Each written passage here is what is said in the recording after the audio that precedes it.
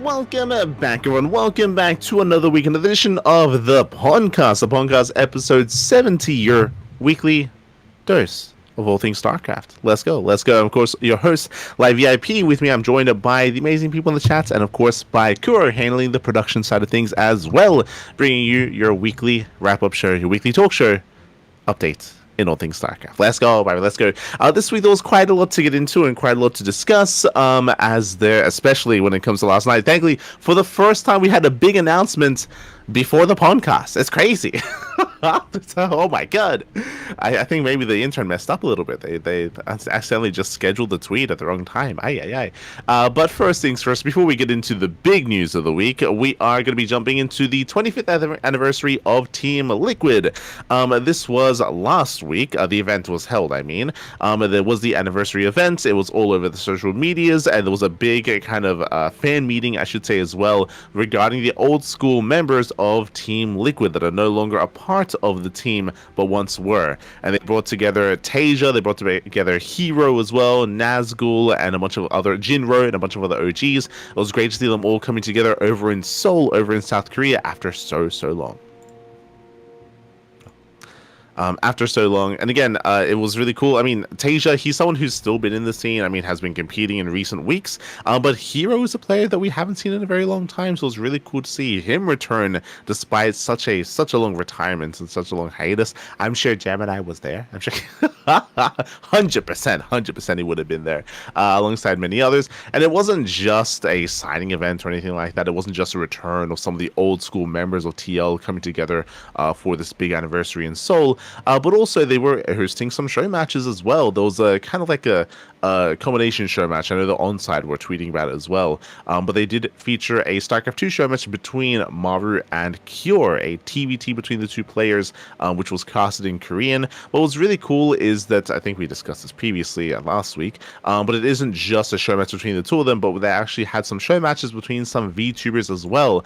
I didn't check and I didn't confirm if these were the same VTubers that were coached by Crank in the Chijik event. It would have been really fun if it was. Like, it would have been it would have been a nice kind of full circle sort of thing. But there were some other streamers that were also, they're also competing and having their own show matches as well, and also kind of bringing in more interest, I should say, to StarCraft 2. So it was a really fun event. From my understanding as well, this was kind of like the first leg of the 25th anniversary of Team Liquid. Like, they plan on hosting other events around the world. It's just the Korean event, the Seoul event, was focused on StarCraft 2. I believe there are other rosters, whether it's League of Legends, whether it's Dota, whether it's their other esports teams, are going to be involved when it comes to the other celebrations in Europe, in the Americas, in other parts of the world.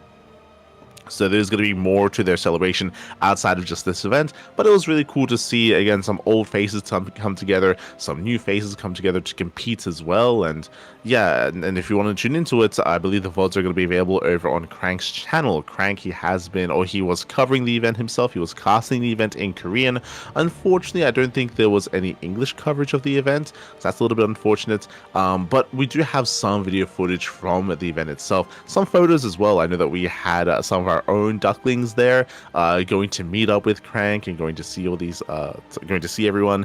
We actually had some other people in the community. I know that Sammy, he was also at the event as well, also going in to get autographs, to hang out with some of the other players. And it wasn't just like a signing session, wasn't just a show match, but they actually had the players themselves actually coach and kind of introduce the people that were there to StarCraft, because I'm sure there were some people that maybe a little bit unfamiliar, or maybe they haven't played in a long time and wanted some coaching, but they did kind of like show up, and they were kind of amongst the players, amongst the fans, and were able to kind of like be with them one-on-one and kind of like introduce them to the game, show them maybe give them some tips, maybe give them some like advice when it comes to improving at the game. So it was really cool to see kind of that level of interaction. Apparently we even had some remote play as well, with like Clem jumping onto like Discord calls and interacting with some of the fans there and talking to them. So it was really cool to see, again, like that level of interconnectivity. It's really cool, really fun. So again, you can check it out over on Crank's channel when it comes to his perspective and his coverage. Otherwise, if you check social medias, there are posts or photos of people at the event as well, so you can see from a different perspective. can see from a different perspective. Likewise, the next big event when it comes to offline events, that was kind of a big event that was happening, a show match event that was happening over in Korea. We had, of course, Epic LAN. Epic LAN was happening this weekend over in the UK. Now, someone that has been a regular at Epic LAN and has been claiming win after win has been Geralt. Geralt has been traveling a lot to Epic LAN to compete and to be able to earn prize money there, and of course to challenge the other players, the other local players of the scene. But if you remember, this time the Epic LAN did coincide with players traveling for SC for All for the Philadelphia tournament. So some players had to pick and choose whether they wanted to go to one or whether they wanted to travel to the other instead. Geralt, as we know, did travel to SC for All, did travel to the Americas, so he was not here this time to try to defend his crown. Instead, we did have a player that I think may have been there for the first time. Quickly double checking, but he was very opportunistic here. And yes, he was not at Epic LAN number 45.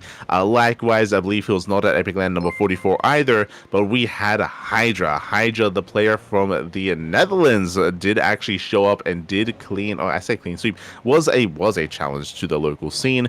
Did drop maps, did have a back and forth. I will say that Hydra went all the way to the ace match against Raza, or Razorblader.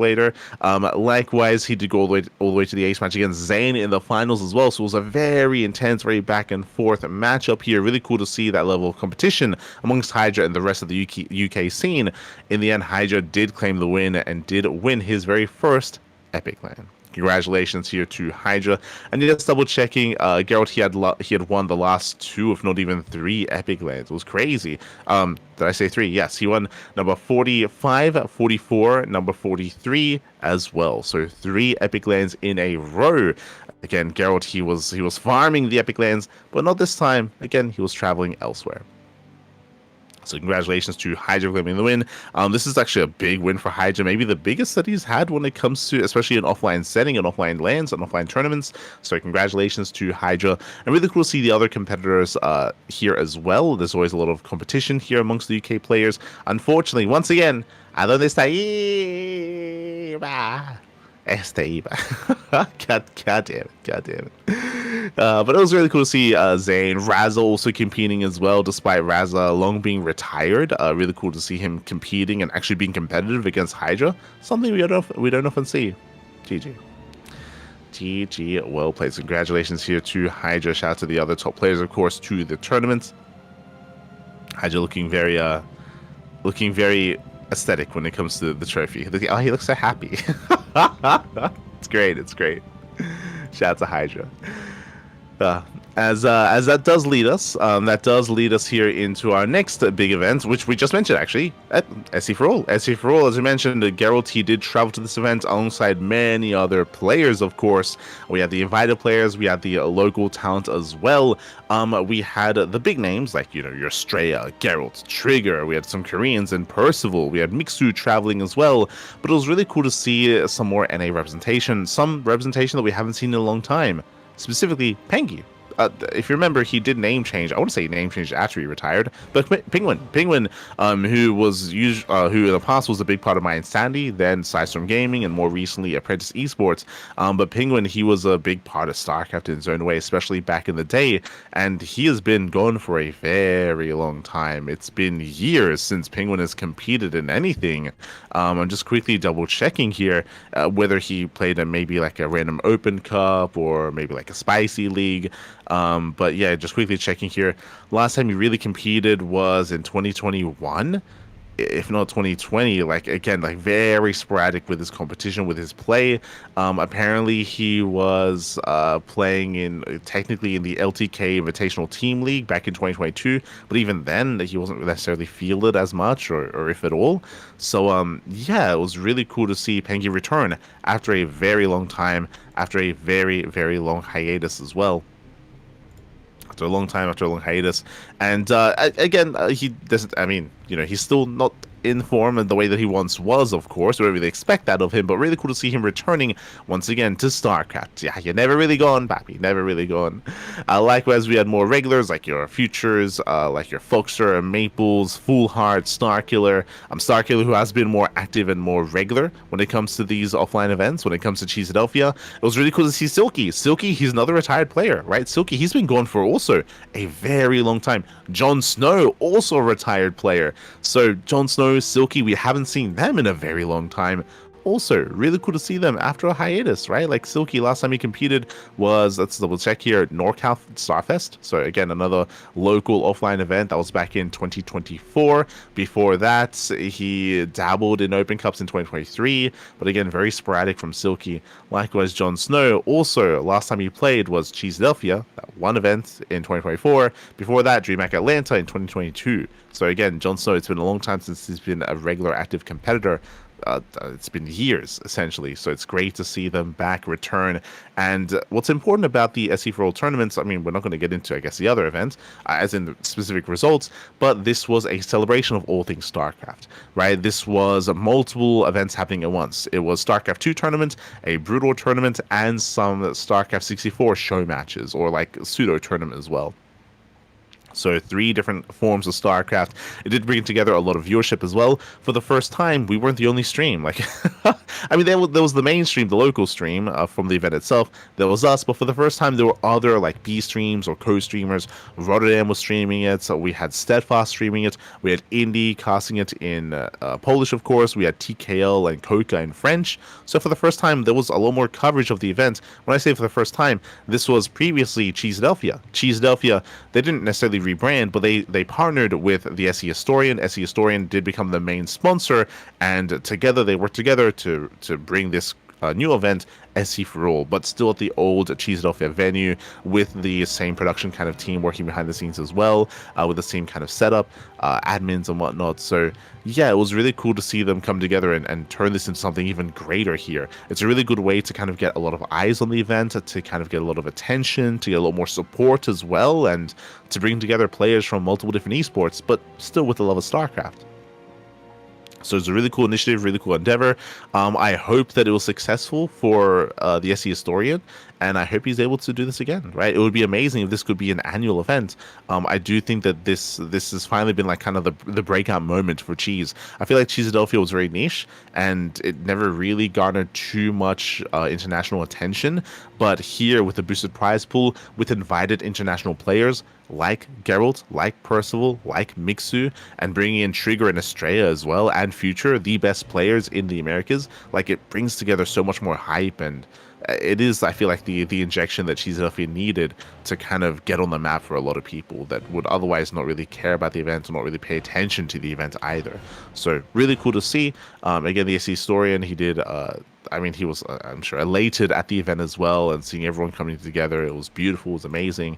When it comes to the event itself, we were casting it ourselves. We were one of the side streams, and we did cover all the playoffs, but we did pass out before the finals. The reasoning for this is that the schedule was even longer. I think we cast for 11 hours, and it kept going. I think it would have been like a 13-hour cast.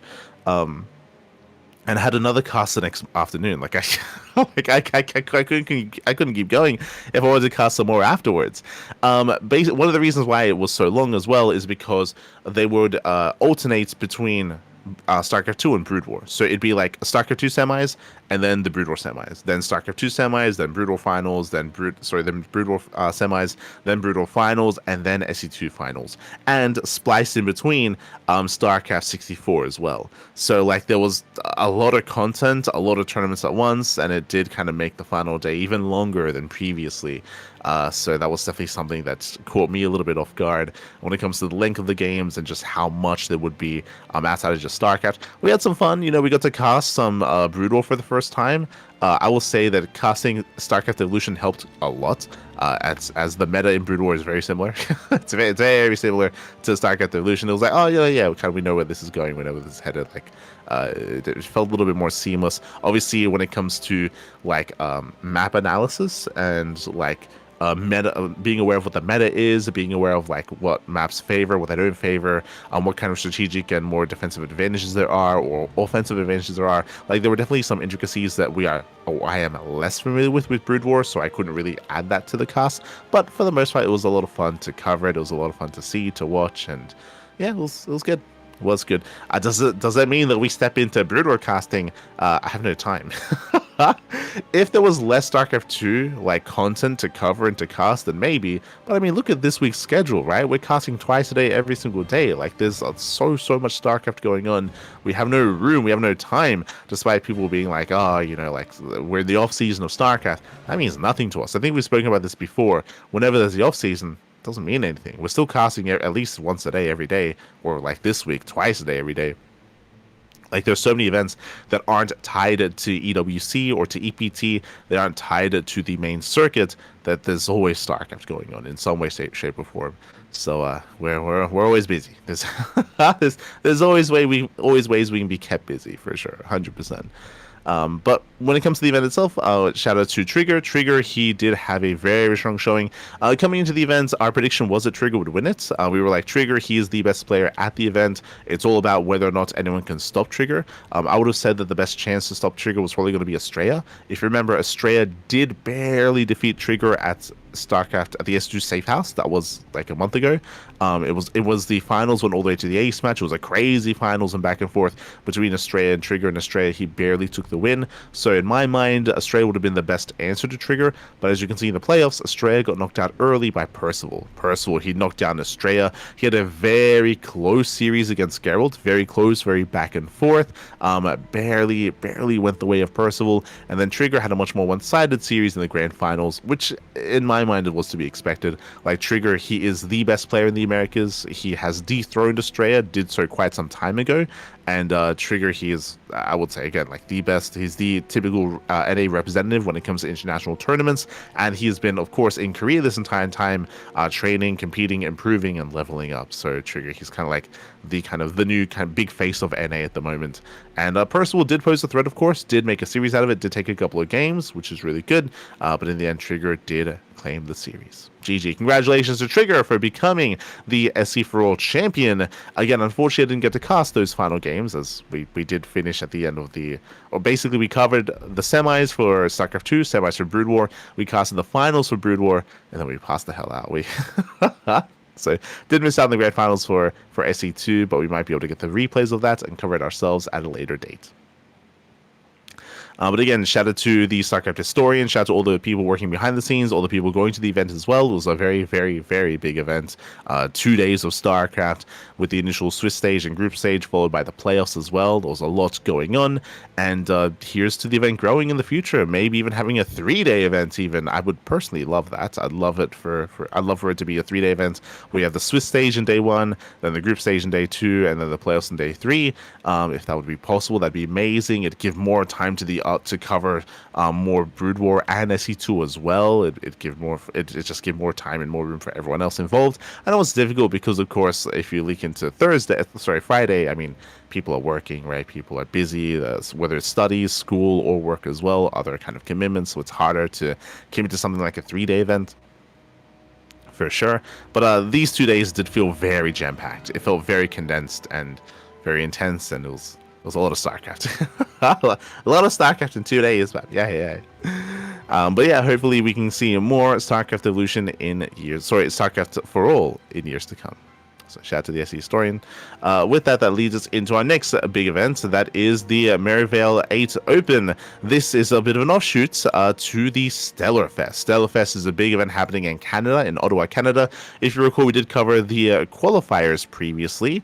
And here we have the main event. This took place the day after the SC for All tournament. So basically one tournament ends, the other begins in the Americas. There are some players that flew from one to the other as well. So a lot of NA StarCraft going on right now. This was covered by Steadfast and by Pig. And this was the initial group stage, the kind of round robin stage, I should say.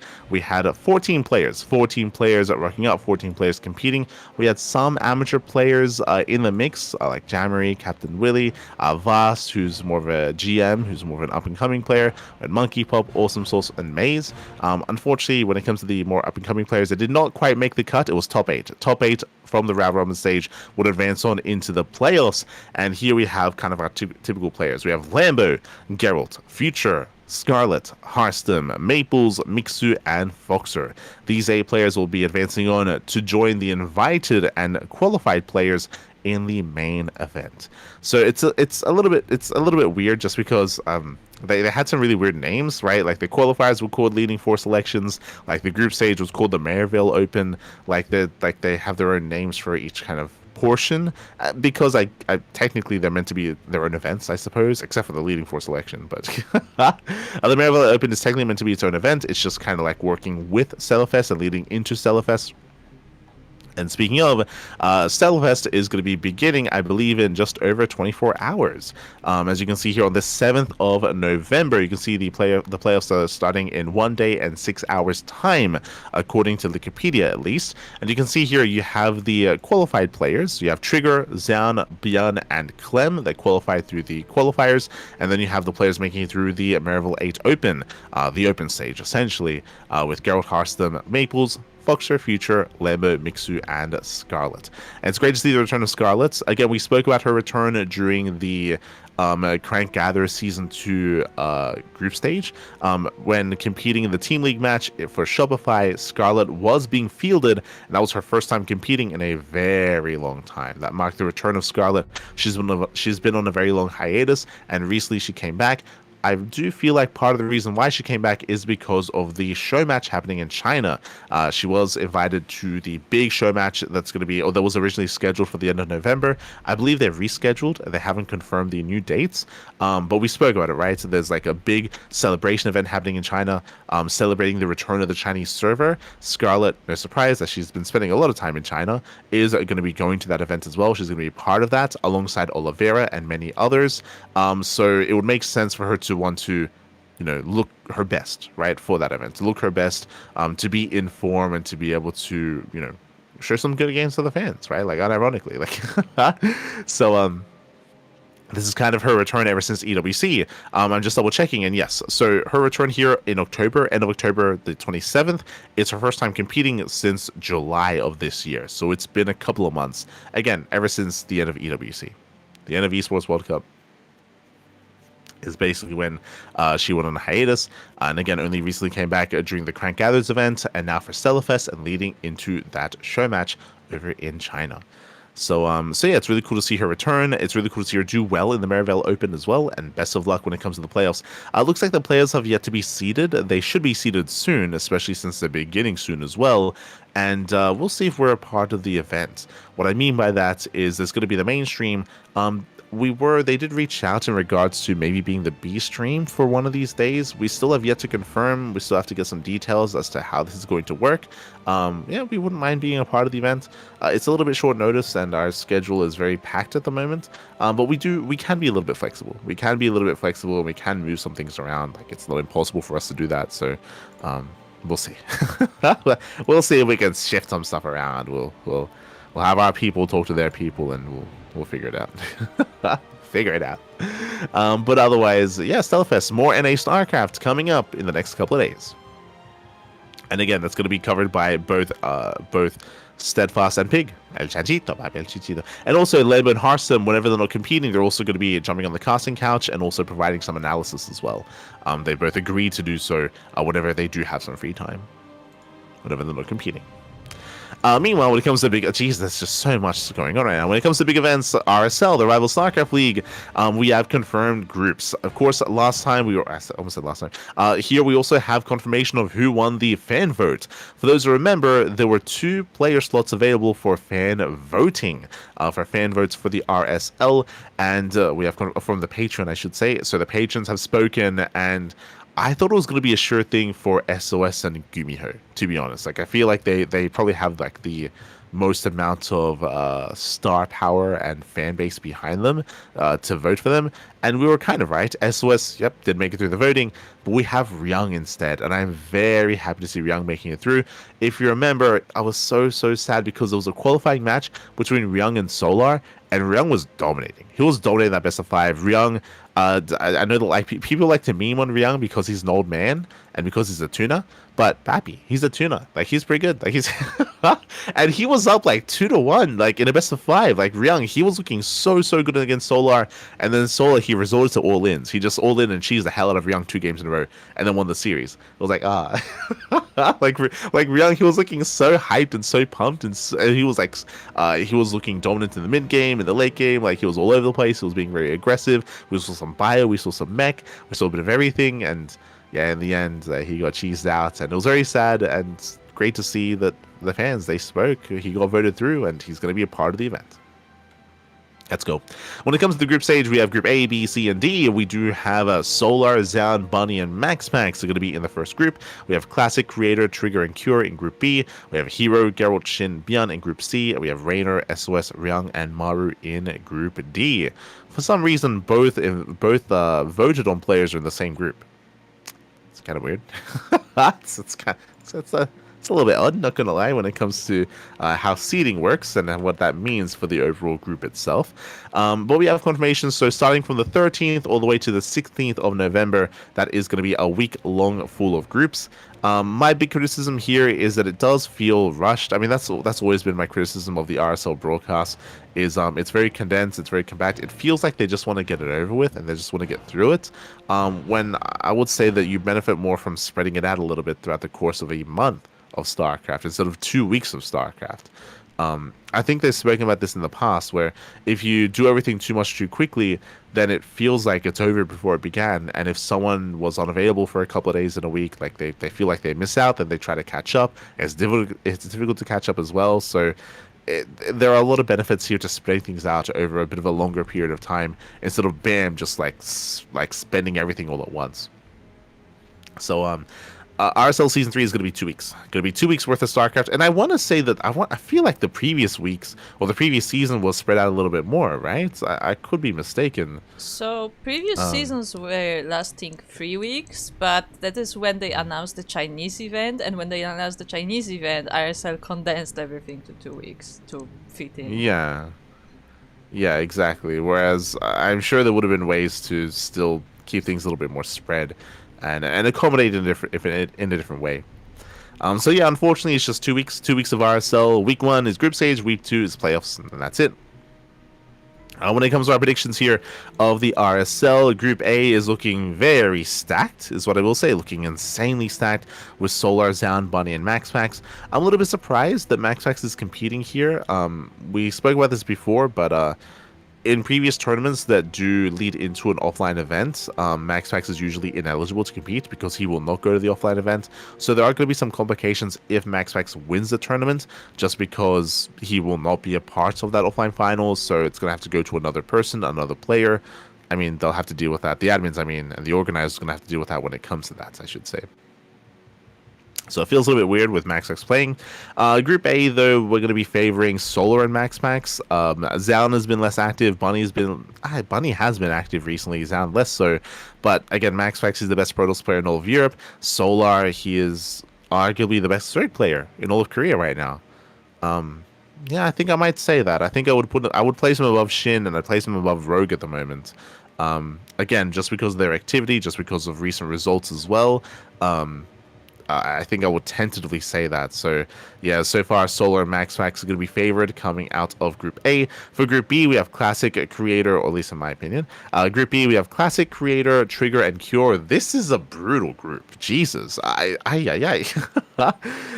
This might be the group of death. I feel like the skill level of all these players are quite close. Classic, there's a lot of hype around him, of course. Like, he is one of the best Protoss players in the world. He's top 3. He's top 3 alongside Hero and MaxPax, and you can kind of argue him even being top 2, or even top 1. So yeah, Classic, he is definitely going to be favored here. But Creator's been looking good recently. Trigger's been looking good recently. Cure's also been looking good recently as well. Like, this is a brutal group. Tentatively, I'll say like Classic and Cure just for some diversity, but we could see a double Protoss making it out of Group B as well. Group C is Hero, Geralt, Shin, and Bjorn. This is a difficult one to predict. I'm going to lean towards Hero and Bjorn, but I do know that you can never count Shin out. Shin can be a very tricky player, and he can always cause upsets, and he can always kind of take down even a player like Hero on a good day. So Shin, he's a wild card. I love casting him. I love seeing him. I want him to advance on. My heart says Shin will make it through. My head says Hero and Bjorn. So best of luck to Shin. Best of luck. Heading over to Group D, we have Raynor, SOS, Ryung, and Maru. I would say that this feels a little bit lopsided considering how stacked Group B is, and even how stacked Group A is. Coming into Group D, it's a little bit weird. Obviously, there's a lot of hype and a lot of fanfare around someone like SOS. SOS, in my opinion, has been a little bit lackluster in recent years. I know that it's really cool to see him return, but it feels like he's still kind of regaining his previous form. Like he's still on that climb, he's still getting there, and he's still, I would say, a ways behind the other Korean Protosses. Behind Classic, Hero, Creator, Zaun. Like when I think of all the other Korean Protosses, like the top ones, like SOS is still behind them at the moment. He's still trying to get back up there. So it is going to be a tough group there for SOS. Maru, it's going to be a weird one for him as well. Maru has also been a little bit lackluster this year. Not even this season, but this year. Maru has been very predictable. I do know that during the off-season, he does take that seriously. I think we spoke to Bjorn about it, but Maru, whenever there's some off-season going on, like right now, for example, he straight up just doesn't play. Like he just does not play. So he's a little bit more rough around the edges when it comes to these invitationals that incorporate Maru, just because he's less informed than he used to be. So this is Maru that's going to have to, get into high gear as quickly as possible coming into the group stage. And Ryung is a killer in TVT as well. Like I can see Raynor and Ryung making it out, to be honest. I can see Raynor and Ryung making it through the group, but best of luck to Maru. So it's either going to be, in my opinion, it's going to be either Raynor or Ryung, maybe Raynor and Maru as well. I know that Maru's best matchup is TVT, but he did look a little bit shaky in his previous match. Quickly double checking, he played against Bjorn, right? Oh yeah, in the Crank Gathers, right? Yeah, in Crank Gathers in the Team League match, he did lose to Bjorn in said Team League. He did have like a lackluster performance in general in the Team League. We'll be getting into those results soon, so we can get into more details of that. But yeah, he's right now looking a little bit rough around the edges here, so we'll see. Best of luck to Ryung and Maru. Best of luck to SOS as well out of Group D. I feel like you can make an argument for anyone. I feel like the one sure thing should be Raynor though. And yeah, that's going to be happening over the next week of play. By the time we have the next PondCast, I don't think we'll have the results yet. I think it's going to be clashing with one of the groups, so there's still going to be quite a ways until we get the results from this, and we will be co-streaming the playoffs. Just like last time, we'll be co-streaming those playoffs. We most likely will not be co-streaming the group stage, though, bear that in mind, as there's, of course, much more StarCraft going on, and we'll do our best to keep up with that. But the playoffs will be there for it. We'll be there. For as much of it as we can, I should say. Otherwise, the next massive piece of news that was announced less than 24 hours ago is the Blizzard Classic Cup for 2026, for next year. Bear that in mind. Now, this kind of goes along the narrative that we've been trying to weave and been trying to push, that I feel like has some substance to it, and that is that changes are being made to Blizzard that are benefiting StarCraft. And I feel like we can say that, but you can see that in the results here. You can see that in regards to the StarCraft miniatures game. You can see that in regards to the recent patch that came out as well, that we spoke about how, hey, like this is a patch that didn't really have as much influence from the Balance Council, that Blizzard themselves were taking the initiative of pushing. They were actively updating and hotfixing the patch as well, and updating all of these bugs. Likewise, we have the good communication between Blizzard and TLMC pushing together map pools as well. We have the changes being made to the StarCraft 2 client over on the Chinese server, with the return of NetEase and the return of the Chinese server and all of that going on. Like, again, there's been a lot that has been positive regarding Blizzard, regarding StarCraft, and it just feels kind of weird because there's been such a cloud under like the relationship between Blizzard and the community for so long at this point. Just because many years ago they did quote unquote like abandon StarCraft, like they did with Heroes before that, like they did with Warcraft 3 Reforged before that as well. And we spoke about how, like, hey, you can see the changes being made. You can see positive things. We spoke about this last year when it came to the Heroes of the Storm patch, right? Heroes of the Storm was left on maintenance mode for years, and relatively recently was provided a big patch which did actually have some balance changes, some bug fixes that did kind of revitalize the game. We saw something very similar a couple of months later, earlier this year, with Warcraft 3 Reforged, where they came out of nowhere with a balance patch, with bug fixes, you know, with more support for the game, and then bam, here, like what, a month ago at this point, we had it with StarCraft 2. So there, it looks like, especially with the acquisition of Microsoft, and we spoke about this as well, like when Microsoft did acquire Blizzard, it would take time for them to go over all of the teams, to go over the entire company, to kind of to remove people, to add their own people, to, yeah, again, acquiring businesses like this, it does take time for them to kind of figure out what they want, the new direction of the company as well, what works, what doesn't work, and what they're pushing for. And it feels like finally, like, kind of the wheels are in motion when it comes to Microsoft and Blizzard kind of like pushing for supporting their games and trying to repair some bridges that were otherwise broken, right? There were a lot of burned bridges between, and it's crazy to think about. You know, we've spoken about this before, but Blizzard for a long time was known for having a really close connection with the community, right? Like, that was the whole point of BlizzCon. Initially, BlizzCon was like a big celebration of their games and a big celebration of the community and the fans of Blizzard as well. Like, being a Blizzard fan was a thing that you could say with like, I don't know, pride even, or that you wouldn't be ashamed of or anything like that. like, you know, Blizzard games were hype. They were quality as well. They were few and far between for good reason, and they had a good reputation. And I think it's clear at this point that, you know, over the years, like, that reputation has kind of been destroyed, and definitely there's a really weird relationship that we have now with Blizzard, where like we want support. I feel like a lot of people, they just want the bare minimum of support for StarCraft. So it feels weird to kind of have this more like hopeful look at what's happening recently with Blizzard stepping in, and it doesn't necessarily matter what like motivations are behind it. I think there are some people that are taking it further, like, yo, the Blizzard Cup is coming. That means, are we gonna get some more StarCraft? I mean, sorry, when it comes to other things on the horizon, outside of just the StarCraft miniatures game, remember that the IP was acquired. I say IP was acquired. That we had Nexon, right? Like, Nexon, they were able to acquire the IP for StarCraft to be able to construct and to be able to create their own StarCraft 2 game. Oh, sorry, I say StarCraft 2. To create their own StarCraft game. I mean, most likely it's going to be like a mobile game, or like or an RPG, or like there's a very, very, very low chance it's going to be RTS. But that doesn't matter. What matters is that Blizzard are willing to, you know, push and produce more StarCraft games, more StarCraft content. We spoke about this when it came to the StarCraft crossover event with Hearthstone, Drew, right? Like, they had the Hearthstone event that was earlier this year as well, where Hearthstone, they were having some StarCraft 2 heroes for a period of time. We have the StarCraft 2 crossover event that just happened like a couple of weeks ago with Diablo, right? With Diablo 4, where they had a bunch of StarCraft 2 skins. So again, like, there are things happening. Like, StarCraft is being pushed in other ways. In general, Blizzard games are starting to once again intermingle between each other to promote themselves, which used to be something they were amazing at, that also fell by the wayside. So yeah, there's been like a lot of positive news and a lot of positive changes, and it feels weird just because, as I was trying to get into, but kind of went on a tangent.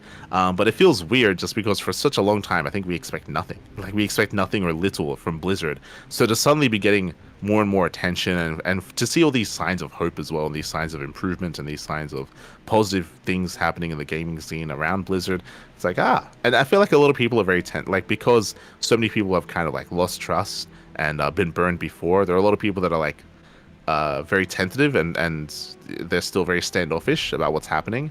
But yeah, overall, like, I'm relatively hopeful. I'm like, oh, these are all good things. These are all good things, and I've been talking around it. But what was announced was the Blizzard Classic Cup.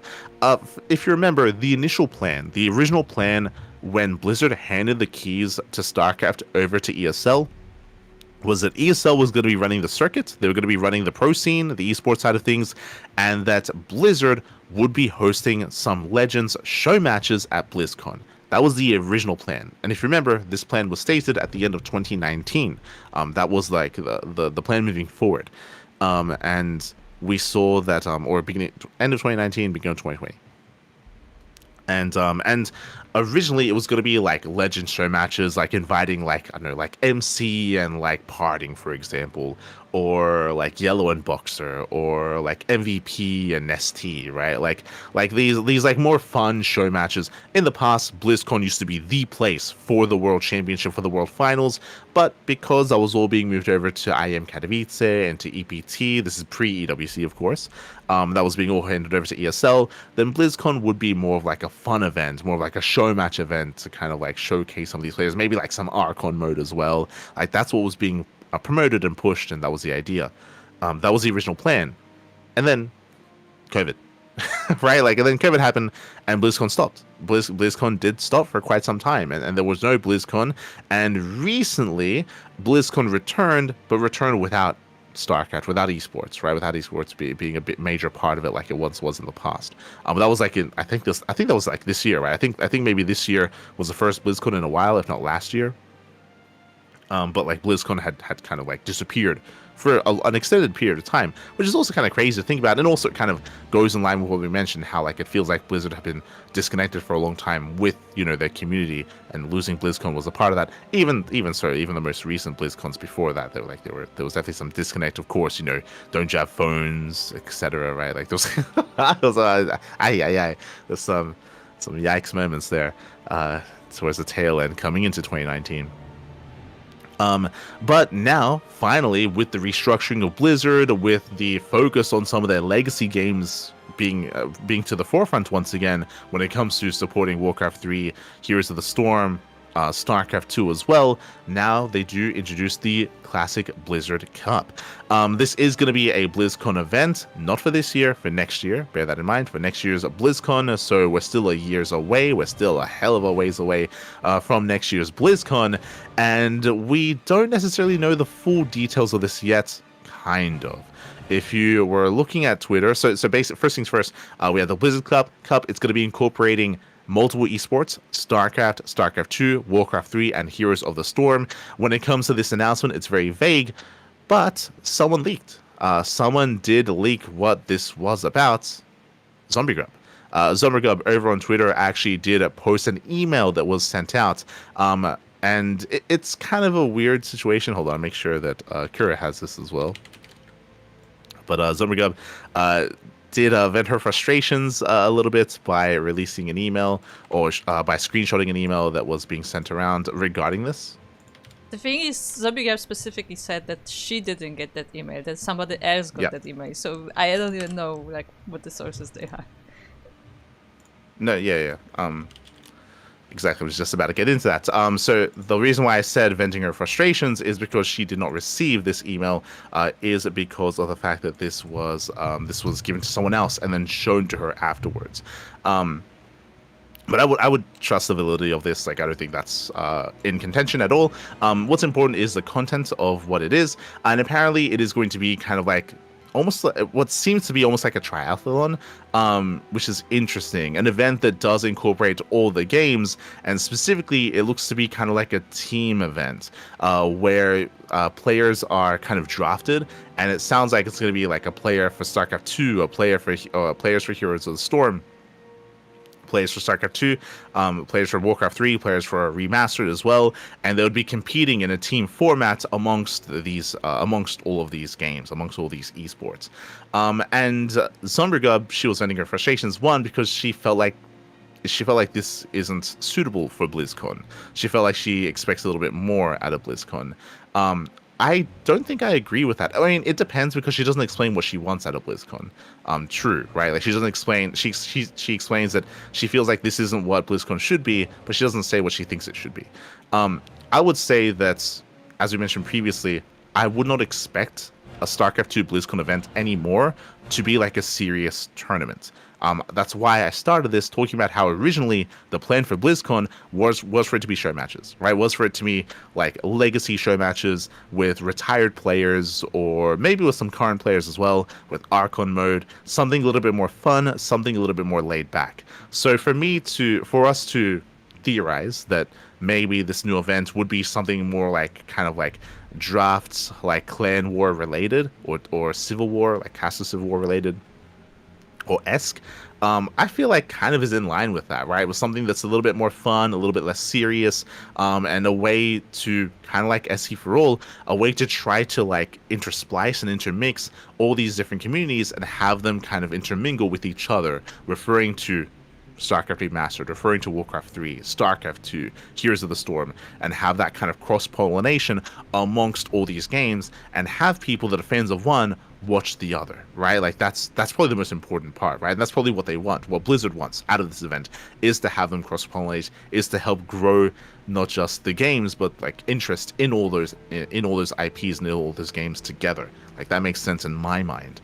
So I'm not opposed to the idea. Like I'm fine. Like it makes sense in my mind, and again, like I wasn't expecting anything serious when it comes to like a BlizzCon event. That's why like I'm like tentatively saying that I don't necessarily agree with Zombie Girl's perspective, but I say tentatively just because she doesn't herself explain what she wanted out of BlizzCon and what she expects out of BlizzCon. Because again, like I was not expecting like a serious like 1v1 format, like single elimination brackets, like top 8 players sort of thing. Like that's kind of not what I'm expecting out of BlizzCon anymore. So yeah, it's an interesting idea. If it is going to be like these different esports coming together as almost like a triathlon sort of thing, where you have like certain players competing in one event, and then you have your own player competing in another event as well to get points for your team. Likewise, we know it's going to be a 2-day event as well, and I also say that like tentatively, like even if this again, I don't think there's any reason to believe that this email isn't real. But even if it is, I will say that because it's a year away, it's very possible that they will change it, right? It's very, very possible that there's no reason not to believe that, hey, an event that's happening a year from now, they decide to change some of the details, right? They decide to change some of the details, change kind of like how the event works, how the format works, and move things around. It's a year away. Like it's in a year's time, baby. So there's definitely a lot of room for them to go over the event, to change the event, to refine the event.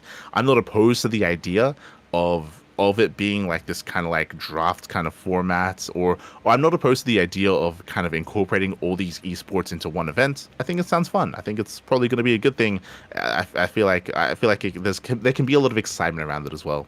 But we'll see. We'll see what comes to it. We'll see what comes of it. It's still a year away. Still a year away. But again, there is like a lot kind of surrounding it.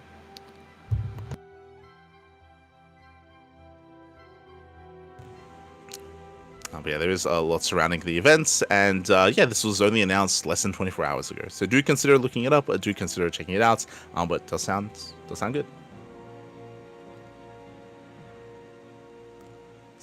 True, at some point Blizzard would just this company does nice cinematics for me at least, and it was really sad that it came to that. Yeah, pretty much. I feel like a lot of old like WoW fans accepted that as well. Like I'm pretty sure there's a big community of like ex WoW players that no longer play WoW that just watch all the WoW cinematics like in compilations in YouTube to like find out what an expansion was about. Like there's a lot of those like edited videos, which is like basically all the WoW cinematics of the expansion all just put together in a video, and you can just watch it all. You just and you're like, okay, I experienced the expansion instead of just playing through it as well.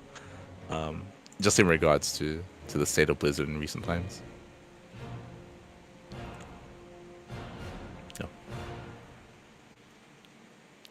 But with that is going to be the end of our current news of the week, and now we can get into tournaments. Now we can get into tournament results instead. Here we go. First, we do have the Chijik Evo Complete Mang Russell Cup. We did actually go over this last time. I believe we had already concluded the round of 16 and quarterfinals, and now we concluded the round of 16 and quarterfinals, and now we have confirmation of the champion, of the winner of the event, of the top 4. As a reminder, this is an event for amateur players, so the big top pros were not a part of this event. This is for up-and-comers. It is a way to kind of garner interest in StarCraft Evolution, to support the up-and-coming amateur scene, and give them a reason to compete, give them a reason to improve as well. And in the end, we did have a Korean Terran player win the entire tournament, 4-1 over Kaskar. Quickly checking here, what does their name translate to? Shipon Keiku. Chiffon cake, lovely. It was on my cake. It was on my cake. So congratulations. Wins 4-1. Sorry, over Casker. So very well done. Congratulations. Again, there are a lot of players here that I'm just a little bit unfamiliar with, just because they are more amateur players that don't necessarily compete in many tournaments. But the idea here is that to help foster the amateur scene, help foster growth, and help kind of push people into improving, into competing, and looking to strive even further here as well. So congratulations here to Cake, or Chiffon Cake, for winning the event. And of course, a shout out to... Hold on. What's his name translate to? Shout out to Gobomi, for winning a chicken burger and a coffee combo. Or chicken and coffee combo. There you go. As that was for the players that didn't quite make it to the top 4. That was for the top 8 players. They had their own little bracket that they competed in. And yeah, they were able to compete for a chicken and coffee combo and also a burger combo. I will say that chicken and coffee is a weird combination. That's because in my mind, like, coffee is like a breakfast thing. I'm assuming chicken is like fried chicken, like Korean fried chicken with coffee for breakfast. Question mark? Like, what? Like, what are we? What's going on? What kind of meal are we bringing to? Is this meant to be dinner? Is it meant to be lunch? Like, what's happening? when do you have Korean fried chicken and coffee together? It's just a really weird combination. It's really what is okay? That's fine. It's fine. It's amazing. You know, maybe it's meant to be like a day meal, right? You have the coffee for the morning, and then you have the chicken for the evening. There you go. But with that, that leads us into our amateur events. That leads us into the Amateur League Weekly Tournament number 143. Up next, we do have the Initiate Tournament. This is for those that are between the leagues of Bronze and Platinum. Here, looks like signups were a little bit lean this week. We did have Mimo Mojo take down our Artismo 3-0. So congratulations here to Mimo Mojo for claiming that win. Again, unfortunately, a little bit lower when it comes to the signups this week. Up next, we have the Veteran Edition, which is Diamond 3 to Diamond 2. I should also mention that these are weekly tournaments for amateur leagues. Each kind of like MMR range has its own tournament, just as an explanation. So this is for those between the leagues of Diamond 3 and Diamond 2. More signups here. We did have some more regulars as well. And we had Smite Steel UA, a player that I don't think I've seen in this bracket before, but he does claim the tournament 3-2 over Zui, I'll say. Don't know if that's like a Polish word or a Polish name. Like, I see a W and a Z next to each other, so I assume Polish. But Smite Steel does claim the win at 3-2 over Zui. Congratulations. Did get knocked down initially, but does win in the rematch. I'm going to take her as silence in saying that that's probably not a Polish name. Maybe it is. I'll be honest, I have no idea, but it looks like something you would write in Polish as like onomatopoeia. Yeah. It looks like a Polish onomatopoeia. That's what I would say. Okay. But congratulations to the Smite Steel. Congratulations. That leads us into the Prestige Weekly. This is for those between the leagues of Diamond 1 and Masters 2. Here we have more regulars. We had Medic Jr. actually. I don't think I've seen him compete in many of these. Medic Jr. does take down Battle Beast, takes down Steez, takes down Defiance, and does win in the rematch against Steez 3-1. Congratulations here. Congratulations to the Medic Jr. Also, a mind explosion in the chat. You're an animal. you're an animal, Bobby. You're an animal. That leads us into the Ice Town as well. You're God damn it. That leads into the Elite Weekly, and it's just been a while since we've had some actual competition here. The first time in a long time, no walkover win. It is going to be Lelix, Sexy Fox, and Azura facing off here in a double elimination bracket. In the end, Lelix takes down Azura 2-1. Sexy Fox gets a walkover over Azura, and then Lelix gets a win 3-0 over Sexy Fox. Congratulations to Lelix. GG, some actual competition. Let's go. Good. GG well played. That leads us into our next big event. That was the Yamato Cup number 3. This is a monthly event for those that are below the MMR ranges of 5k. So 5k MMR and below, that is going to be low GM, high masters and below.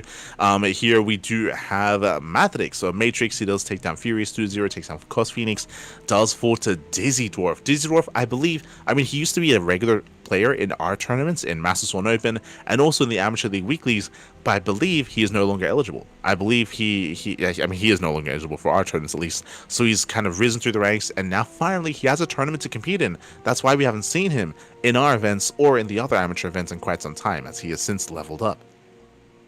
So it takes down Matrix 2-0, and then does win in the rematch 3-2. Went all the way to the ace match. So we did have a big back and forth here between our two Polish players, but in the end, Dizzy Dwarf does claim the win. GG. GG, congratulations. And again, this is a monthly tournament, and we'll see if we get those same returning players. We'll see if Dizzy Dwarf can come back, if he's still within the requirements of the event as well, right? Once you exceed 5k, no longer are you eligible. So best of luck. Best of luck here to Dizzy Dwarf. Congratulations. That leads us into the Yuffie Cup at Prestige level. Oh, okay. A tournament that I have not seen before, but is organized by Allison LT, by some of the other regular admins, which I do recognize. Looks like this is an open cup divided into elite level and prestige level. Prestige level is limited to players below the master's rank. Okay, so that is for diamond and below. So this is for diamond players and below. Here we did have the prestige events. We have Primeson. Primeson does fall to his opponent 3-0 in the finals. Let's double check what.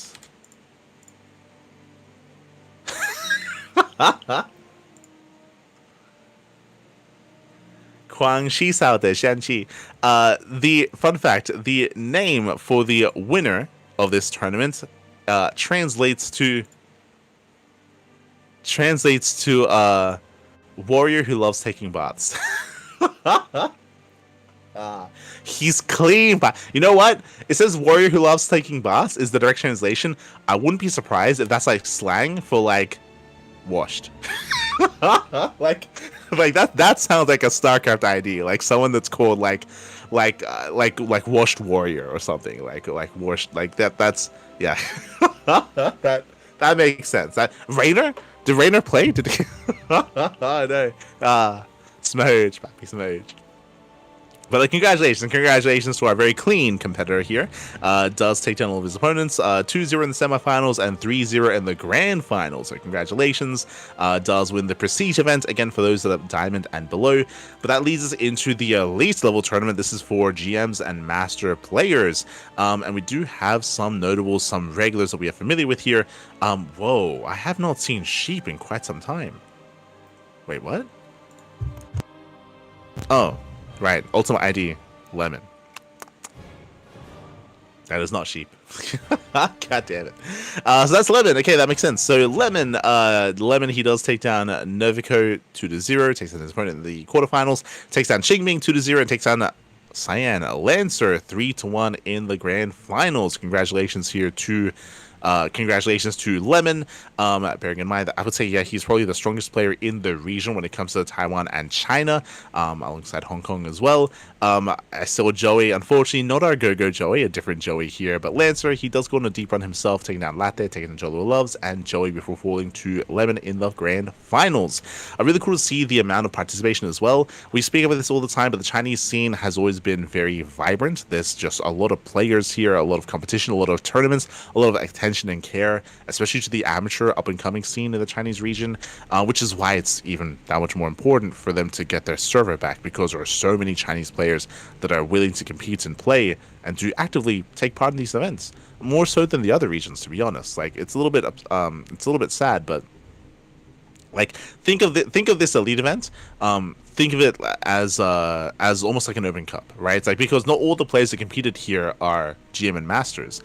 This is, I should say that players that are lower league, I mean, they can play in this if they want to. The other event was limited, but this event, I believe, like, you can be diamond and still play as well.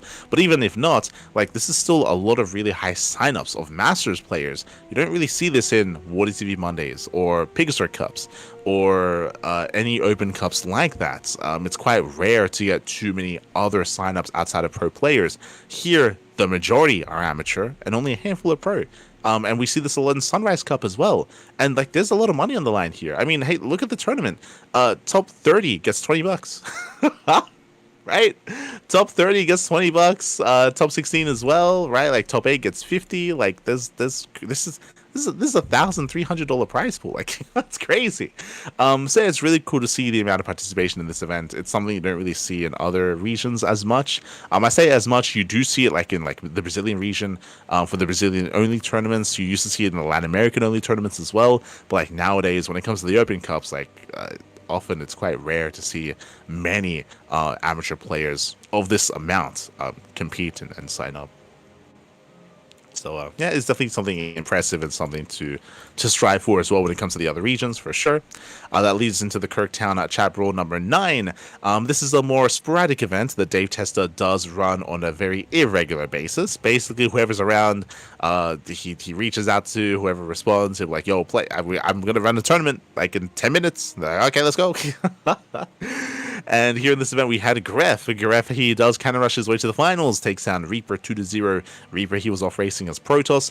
Inexorable was around. He takes down Patches 2-0, Havertz 2-0, and takes down Gref 2-1 in the finals. Congratulations to Inexorable. Again, these events, these chat rolls are just a little more sporadic.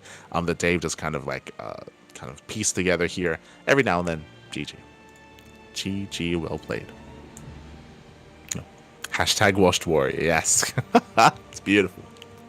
That leads us into the event that we were discussing previously, the Crank Gather Season 2 team event, or pro team event. This was a week-long tournament last week. Does feature the 6 best teams in the world for StarCraft 2, featuring Basilisk, Shopify, Streamer Zone, Team Falcons, Team Liquid, and Team Vitality. 6 teams, a week-long of StarCraft. It was amazing. It was beautiful. We casted every single match, every single series. I believe we're the only English stream to cover all of the events. I think Wardy is still behind. Wardy, I think he's still covering like the group stage or something. Like, he's still working his way through the event. So again, if you want to check out the VODs, they're all on our YouTube channels. I do highly recommend it. When it comes to the preliminary stage, we had Basilisk. Basilisk, they took down Streamer Zone 4-0 in a dominant showing. Now, what's important about this event is that it is Pro League format, old school Pro League format. What that means, it is a best of 5 in the preliminary stage, but made and constructed of best of 1s. So we have all these best of 1s, as opposed to WTL, which was similar, but had best of 2s instead of best of 1s. So kind of a different format with WTL. Here, this is more old school. What is even more exciting, though, 1, full map pool of TLMC 21 maps. True. Full map pool of TLMC 21 maps. And likewise, 2v2s were also a part of this as well. Now, one big criticism that I had was there was only one 2v2 map. That was disappointing. It was just the same map over and over and over again, especially in a series which incorporates multiple 2v2 matches. It would be nice if there were multiple maps, like 2 or 3 at least.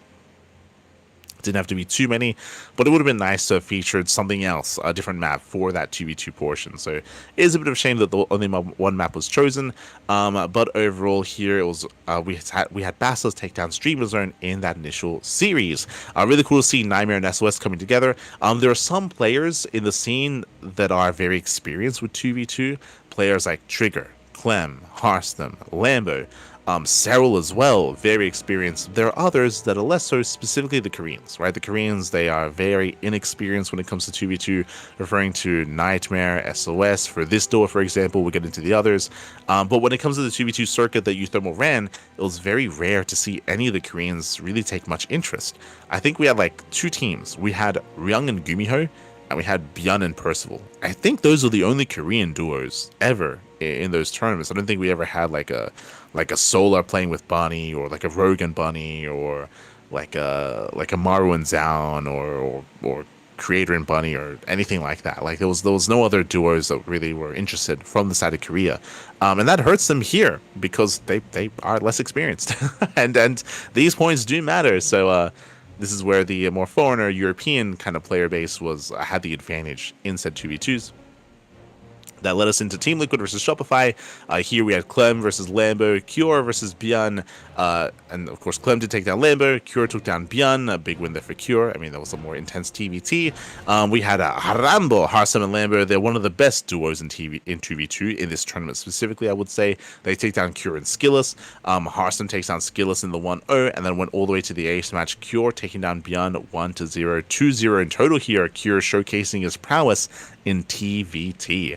Team Liquid, they barely edged it out over Shopify. Then we had the final series of the preliminary stage, which was Team Vitality and Team Falcons. We spoke earlier how Maru, he's been looking a little bit more rough around the edges. We saw that here as well. Rogue took down Zaun. Bunny took down Ryung. We had Bunny and Rogue, who as a duo did improve quite heavily throughout the course of the tournament. I was very impressed with their growth. They took down Maru and Ryung. as a double Terran duo, and then we had Solar taking down Maru as well in that best of one. Clean sweep out of Team Falcons. Very nicely done, very impressive. I will say that the game on Old Republic was very back and forth. We did see that Solar, he was able to gain back control. Maru was being hyper aggressive, and Maru, he was trying to be hyper defensive on 4 bases. But we speak about this all the time. The Old Republic, it is very difficult to turtle up, and we saw that Solar was able to knock him down time and time again. Get a very intense back and forth, but Solar did come out on top, and again, Team Falcons did take down Team Vitality. Now, here in the preliminary stage, the way this format works is that the winners did advance on to the playoffs immediately. So Basilisk, Team Liquid, and Team Falcons all got seeded into those playoffs. Meanwhile, Streamer Zone, Shopify, and Team Vitality got taken to the group stage, where only one of those 3 teams would advance on into the playoffs. Speaking of, we have the group stage. We have the group stage here. We had Shopify versus Streamer Zone. Shopify did take down Streamer Zone 4-0. Lambo took down Nightmare. Beyond took down Jumi. Harambo once again took down Nightmare and SOS, showcasing their 2v2 skill. And we had Harsum taking down Geralt as well. So a very strong showing here from Shopify. They get the 4-0 win. And then I would say we had a crazy upset. This was brutal. Like, Team Vitality, they have a good roster. Streamer Zone, who was the weakest team in the league, they 4-0 Team Vitality. This was crazy. Lunacy with the first win of his Zaun. He had a cheeky build, is what I will say. Like, Lunacy, he was able to get one over on Zaun. Very impressive. He kind of set the tone for the series. Geralt took down Maru on 10,000 feet. If you remember, Maru went for an all-in. Maru, he went for a 2-base all-in. It failed. Geralt, he barely held on, and Maru, he had no follow-up. He just kept going for pushes. He stayed on 2 bases. He never expanded. He never was able to build up. And over time, he just ran out of steam, and Geralt took that win. Then we had Nightmare and SOS in the 2v2 versus Ryung and Zaun. Previously, it was Ryung and Maru in the 2v2. And Maru, he was kicked out of the 2v2 roster. He was, and then we had Ryung and Zaun instead. We had a bit of this was a series that had a lot of banter. I don't know if you remember this, but there was a lot of banter between Ryung and SOS. Like, there was a lot of typing in the chat throughout the entire game, and there was a lot of typing from Ryung in the chat against Nightmare as well. Like, there was like there was a lot of banter, a lot of typing. I wasn't able to translate everything, of course, as they were typing so much. But in the end, Nightmare and SOS, they win the 2v2, and Nightmare takes down Ryung in the 1v1 as well. So big win there for Streamer Zone. Crazy win for the Protoss team. If you notice, Streamer Zone, pure Protoss. Pure team of Protoss. That leads us into the final game, as this was a round-robin group stage. Shopify versus Team Vitality. This is when finally Team Vitality do step up. They finally stepped up. They stepped up to the plate here. We had Zaun versus Lambo. Zaun takes down Lambo 1-0. We had Beyond versus Maru. Beyond takes down Maru 1-0 himself. So Beyond comes on top. Then we had Team Harambo. No surprises here. They win the 2v2. I guess as we mentioned, Harambo, like Harsum and Lambo, they're one of the stronger 2v2 teams in the league, if not the strongest, actually. They come out on top there over Maru and Zaun. We had Ryung taking down Scarlet on Andromeda 1-0, went all the way to the ace match. 2-2 went all the way to the ace match. It came down to the ace match. No surprise when it comes to the Shopify team pick. That was Björn. So Björn, he came out as the ace player for Shopify, and Team Vitality, I assumed they would try to snipe Björn. They did. They went for Ryung. Ryung has some killer TBT, better TBT than Maru. But despite that, in the best of one, anything can happen, and Björn did come out on top over Ryung 1-0, just barely knocking Team Vitality out of the team league. So Streamer Zone is out, Team Vitality is out, Shopify is in, and that led us into the playoffs. Oh boy, here we go. Let's into the playoffs here. Now, when it comes to the playoffs, there were some unfortunate truths that occurred. We'll get into it. First things first, we have the upper bracket semifinals. Basilisk versus Shopify. Do you notice something when it comes to lineups? First things first, best of 9, not a best of 5. So the series, the format did change coming into the playoffs with much, much longer matches or much longer series. Lambo wasn't available. Lambo, he was not available to compete. That's why you can see he was not a part of the lineup at all for Shopify. And this does weaken one of their biggest strengths, which was the 2v2. Remember, again, Harsum and Lambo, they are arguably the best 2v2 team in this league specifically. Like, there are better duos than them, but they're not in this tournament. And they were not able to compete in the playoffs. They excelled. They got a lot of points for themselves. If it wasn't for their 2v2s, like, they would not have made it through the group stage. 100%. They would not have made it through. They would not have advanced on. So that's something that they were lacking here in the playoffs. Cyril took down Harsum, Raynor took down Bjorn as well in the initial matches. Then we had the 2v2, Cyril and Trigger, very strong 2v2 team.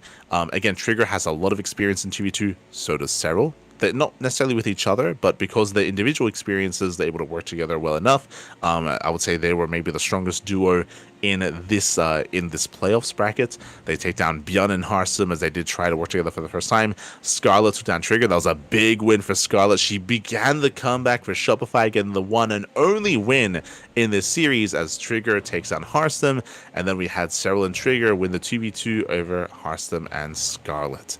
And in the end, Basilisk get the 5-1 win over Shopify. Not saying that if Flambo was here, that would have necessarily allowed Shopify to win. But again, 2v2 is a big part of this, and the 2v2 lineups were a lot weaker coming into the playoffs, which is a bit of a shame.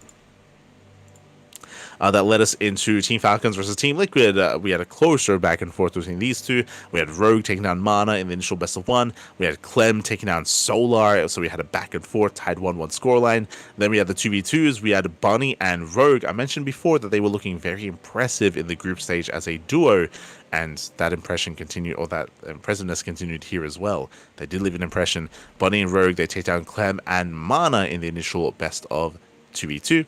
Then we had Cure taking down Bunny. Again, Cure has some killer TBT, does take down Bunny. Rogue takes down Cure in the following match. Clem and Mana get their revenge. If you remember, what was happening in these matches is that Bunny and Rogue were being hyper greedy, and Clem and Mana started cheesing. They started being hyper aggressive, started punishing the greed of Bunny and Rogue.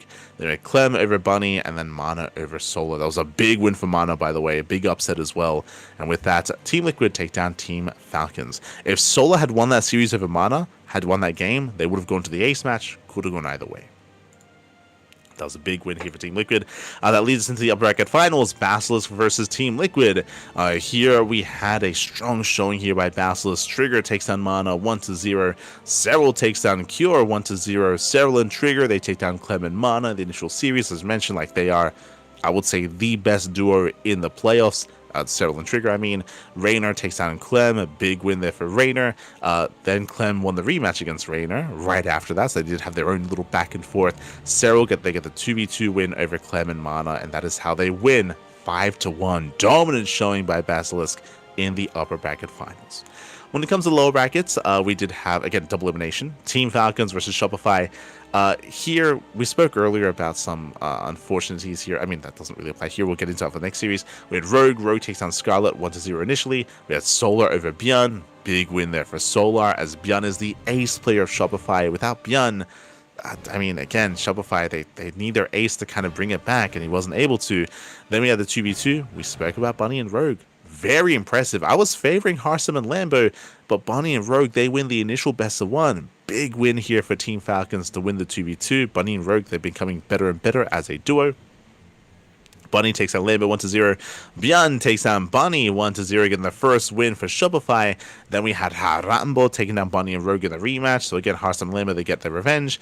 But in the end, it all did end with Rogue taking down Lambo in that final best of one. Team Falcons knocked Shopify out of the tournament. They did knock them out.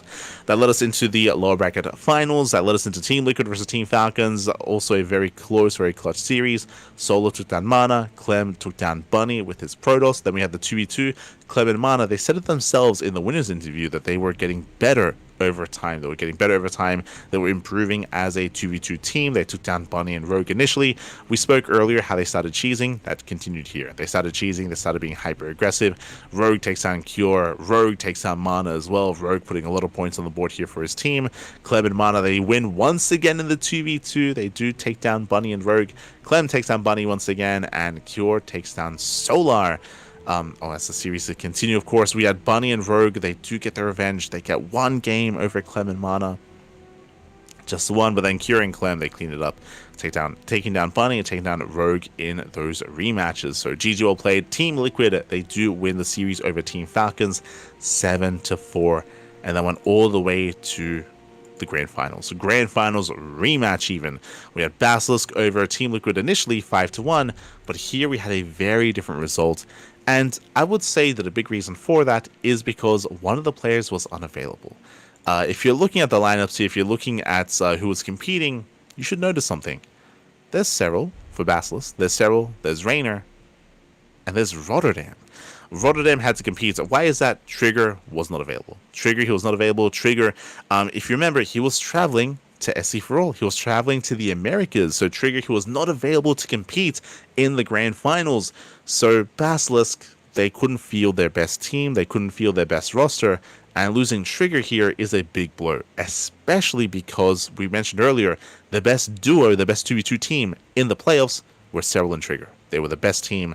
And in the winners interview, Clem even admitted it. He was like, "Hey, if Trigger was there, I don't think we would have won the 2v2s." Like it was not looking too good here. But without Trigger, that is where they were at their weakest.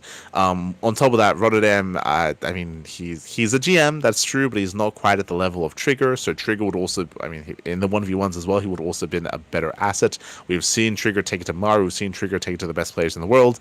So he would have been a valuable asset there for Basilisk as well. So Basilisk, they were fighting with only 2/3 of their real roster, unfortunately, in the finals. So Serral, he starts things off with a win over Cure. Serral takes down Cure 1-0. Clem takes down Rotterdam 1-0. That, again, more to be expected. We have Clem and Mana winning the 2v2 over Raynor and Serral. Again, Raynor and Serral, they're much inexperienced playing together in 2v2s, Raynor especially, so they were a lot weaker in that kind of matchup. Raynor takes on Mana 1-0. We start things off tied 2-2. Not bad. We are tied up 2-2. Then we get into the next match. Mana takes down Rotterdam 1-0. So Mana does get the win over Roddy. We have Clem and Mana once again winning the 2v2s against Raynor and Serral. Once again, they have been struggling in that 2v2 matchup. Clem takes down Raynor in a very intense TVZ. So big win there for Clem. Serral takes down Cure 1-0. Then we had another 2v2 match. This time, Raynor played Zerg. I glossed over it. Raynor, he was playing Protoss previously. He was playing Protoss in the previous 2v2s. He switched to Zerg for double Zerg. Raynor and Serral, they finally do get a win in the 2v2s. And then Clem takes down Serral 1-0. A very intense game on Tourmaline. Very intense, with Serral cutting corners, skipping Banelings, going Ling Hydra, and Clem punishing Serral being greedy quite heavily, gaining a lead and maintaining control on Tourmaline. And it all ended with Cure versus Rotterdam. Cure does get the win over Rotterdam 1-0 to win the entire tournament. GG, well played. Congratulations to Team Liquid. Unfortunately, again, they played against a weakened and a weaker Basilisk just because there was no Trigger. Again, replace Trigger with Roddy here, and also replace Raynor with Trigger in the 2v2s. There's a very high chance that they win the 2v2s over Clem and Mana. I favor Trigger over Mana as well in the 1v1, and I can see Trigger taking it to Cure as well, and even to Clem. Obviously, I would say that Clem and Cure are probably favored over Trigger, but he has, a chance here to take it to them more so than Rotterdam. Shout out to Rotterdam, by the way. He is more of a caster and content creator, but hey, he stepped up when his team needed him, right? His team, they needed another player to compete in this tournament, and Rotterdam, he did step up to the plate to carry that kind of mantle to represent his team. It isn't ideal, of course, but he was able to do that, was able to pull it off. So again, much respect here to Rotterdam to step up for Basilisk. And in the end, Team Liquid, they win the series and they win the rematch to become the champions of the CranKy Gather Season 2. Team Liquid, they crown themselves as the best team in StarCraft 2. GG, well played to Team Liquid. They do claim it in the end. Congratulations. Shout out to Basilisk. Shout out to all the other top teams, Shopify, Team Falcons, and also the other teams that got knocked out, like Streamer Zone and Team Vitality as well. Again, it's a little bit bittersweet. It's a little bit of a shame that Trigger wasn't available to compete for Basilisk, but regardless, in the end, congratulations to Team Liquid. Congratulations. They do win the event. When it comes to what this event means, once again, this event was live streamed on Chijik. It was not live streamed in English. It was casted via replays in English, so we casted it. Wardy's been covering it, and I think he's still covering some of it as well. He's still working through the event. And Chijik, they've been sponsoring a lot recently, right? We just covered an SC Evo event that they've sponsored, right? With Mang Russell. They sponsored the Mang Russell event. They sponsored the Murloc King events. They sponsored Lima League. Throughout the course of the year, they've been investing quite heavily into StarCraft Evolution and into StarCraft 2 tournaments and show matches. And it's been a little bit sporadic. It's always something different, it feels. Sometimes it's a Team League match like this. Sometimes it's a weekly Open Cup. Sometimes it's SC Evo. Sometimes it's an Invitational. So it's been a different format each time. but I believe that they're getting a lot for it, right? Like CranKy always gets main space, like priority, or sorry, front page priority whenever events like this are run. He's able to introduce people to StarCraft, able to get a lot of viewership as well, and reignite interest in the Korean scene. That we even had the VTuber show match, if you remember, where Crank and Top they each kind of had their own lineup of VTuber streamers, and they taught them how to play StarCraft, and they had a show match between them, like a quote unquote like team show match, Crank versus Top, like who's the better coach essentially, who can teach these VTubers how to play StarCraft more as they played against each other in a tournament, things like that, right? Like things of this nature. Chijik, they clearly have interest in supporting Crank specifically and Crank's endeavors, and Crank of course is committed and invested in StarCraft, so it all comes hand in hand. And hopefully, like, this has been successful enough to garner another season, another league, or maybe another tournament, a different format. Regardless, like Chijik, they've been investing a lot. I'm sure they're very happy with it. Again, like we've been seeing Crank with like top viewers, with number one streamer on Chijik every time one of these events does occur. He gets a lot of viewership, he gets a lot of attention, and hopefully that continues. Hopefully that continues, and their relationship is able to grow from there. Their partnership is able to grow from there. So much love to Chijik, and also best of luck to Crank in his future endeavors. And I hope that everything went well, and I hope that we get to see another one of these events in the future. We don't have WTL anymore, so this is the next best thing. This is the next thing that we've had since WTL. It's been so long, and I did scratch that itch, and I want more of this. You know, give us more. GG. GG, well played. And with that, congratulations to Team Liquid. That leads us into our regional events. Oh boy. Leads us into our regionals. That leads us into the Amantes de StarCraft number 42. This is a bi-weekly tournament. This is a monthly. This is a monthly tournament for all things Brazilian StarCraft. Here we did have Master. Master, I mean, he is the best Protoss player in all of Brazil, arguably the best Protoss player in all of Latin America. Takes down Dominoco, takes down Inexorable, takes down Kamikaze 4-0. Something that I will say, though, is that surprisingly, Inexorable didn't make it to the finals. Kamikaze caused an upset here. 3-2 over Inexorable. Very, very impressive win here for Kamikaze. As Kamikaze, he was always like kind of second fiddle. Like he was always in an Inexorable shadow. But for him to beat him in a TBT is very impressive. And that shows a lot of growth for Kamikaze. GG. GG will play. Congratulations to Kamikaze. Does make it to the finals, of course. Did fall to Master, but had an impressive road to get to the finals nonetheless. So GG will play. In the end, Master does take the win. That leads us into the Legacy Weekly Japan number 478 Open. Where is my Tapioca? There he is. Tapioca gets his revenge. If you remember, he did not win the previous tournament. I believe that was Noah Shirayuki. I believe they were able to win the event last week. This is an open tournament for the Japanese scene, and Tapioca, Boba even, does take down Vaishravanya 2-0 and takes down the Kaiman 2-0 as well in the finals. GG. Congratulations to Tapioca. Has quickly become our favorite and the best player in Japan. GG. GG, well played. Este Tapioca. That leads us into the Monkey Anonymous Cup number 1. Here we go. We've had events like this before. This is organized by what looks to be 3D Clan. They were the main casters of the event. And this event was run with all the players being barcodes, essentially, when they were competing. Of course, you can see them being revealed here, but the advantage of being a barcode, the advantage of having an anonymous name, means that you do have certain styles, you have certain tendencies, but that is removed once you step into the ring, once you play, once you get into the game. So that is something that's taken away from your opponent, is knowing how you play just because they don't know who you are.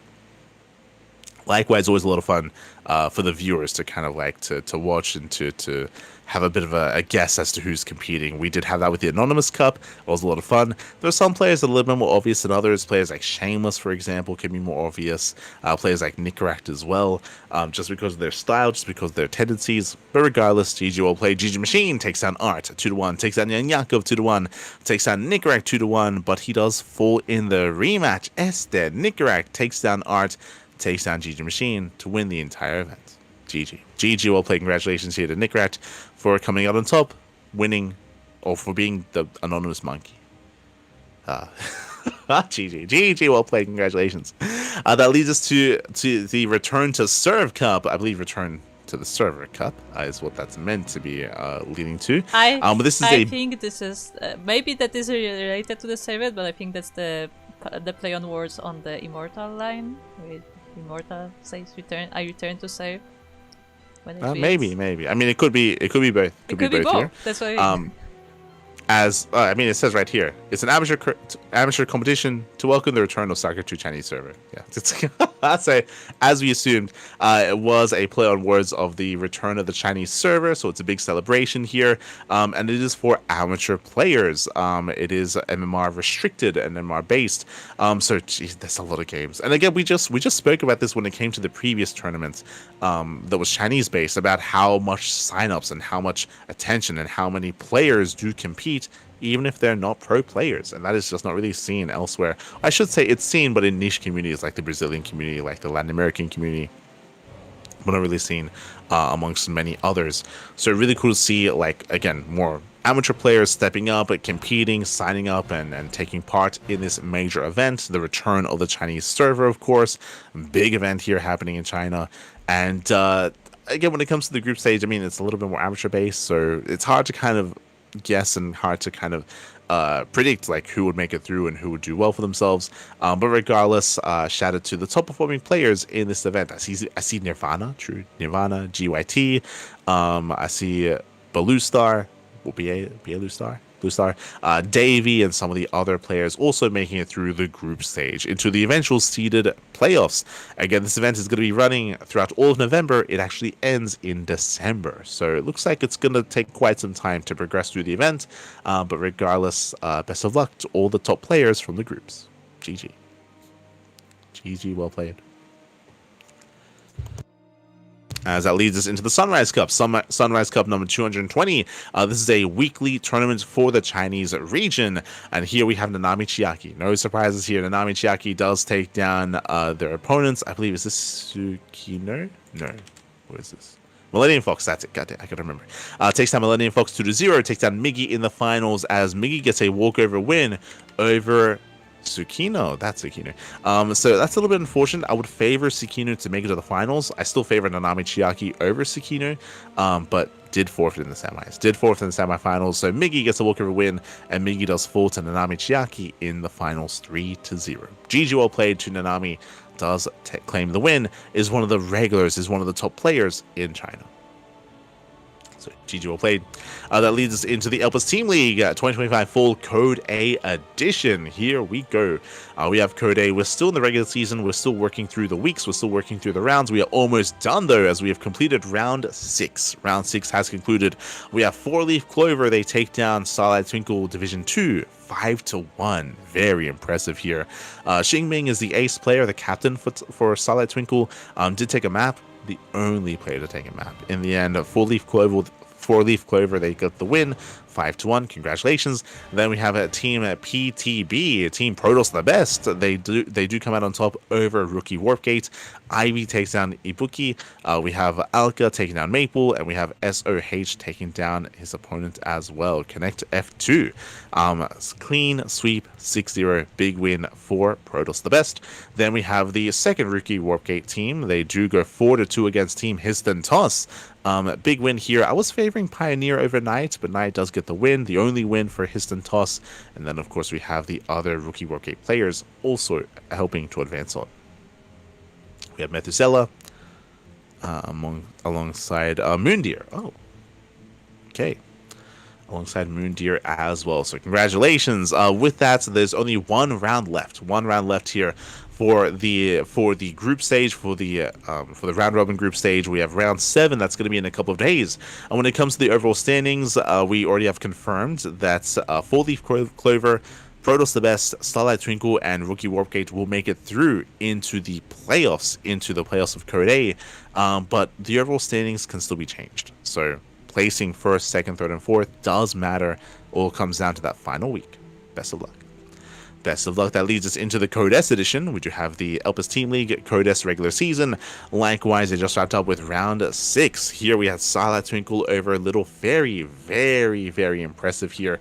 I mean, Starlight Twinkle, they're one of the stronger teams. We have Young Zest going 1-1 with Shameless. Very impressive. I was favoring Shameless there, but Young Zest, he is one of the best players in China.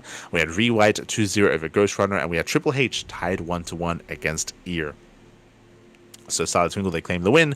That leads us into Elpis versus Toho Project. We have Lemon. Lemon takes down Daydreamer. Restart takes down his opponents. And then we have Nanami Chiaki. I wish that they just used their names here. We have Nanami Chiaki taking down his opponents as well. Clean 6-0 for Elpis. Oh my god. Again, a team with Lemon, a team with Nanami Chiaki. Very strong team. That leads us into Astartes. Astartes up against Kauda. Ghost takes down Latte 2-0. We get a walkover win for Heliv. And then, of course, we have a tied 1-1 score towards the end. In the end, Kauda, they do get the win over Astartes. Then we have PCEC up against Team Hist. We do have more of a back and forth here. Kingslayer tied 1-1 over, is that Tsukinu? Let's double check. No. Oh, that's Nanyu. It's Nanyu. God. So it does get tied 1-1 with Nanyu. Nanyu does, is also a very strong Zerg player, if not one of the strongest Zerg players in China. They do tie 1-1. We do have the win, though, for PCEC with a 2-0 and then a tied 1-1 score against Number. I believe that is Millennium Fox, right? God. Trying to remember these names. Yes. I remember. As Millennium Fox is tied 1-1 with Number towards the end. That's a 4-2 score in favor of PCEC. Once again, when it comes to this group stage, top four do make it through. We have confirmation Astartes and Toho Project will not be advancing on. They're eliminated from the tournament, but the standings are still up in the air for the other teams.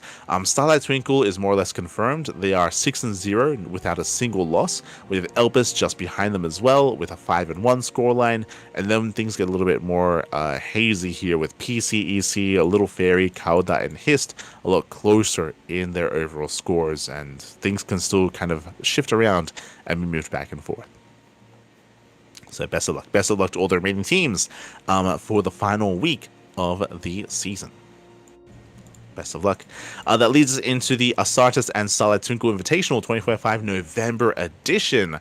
We already had one last month, if I recall correctly, but we had a WTL format Team League tournament between Astartes and Starlight Twinkle. Now, as a reminder, this is their amateur divisions. Remember that. This is not like if we had the proper lineups, Starlight Twinkle easily they are the stronger team.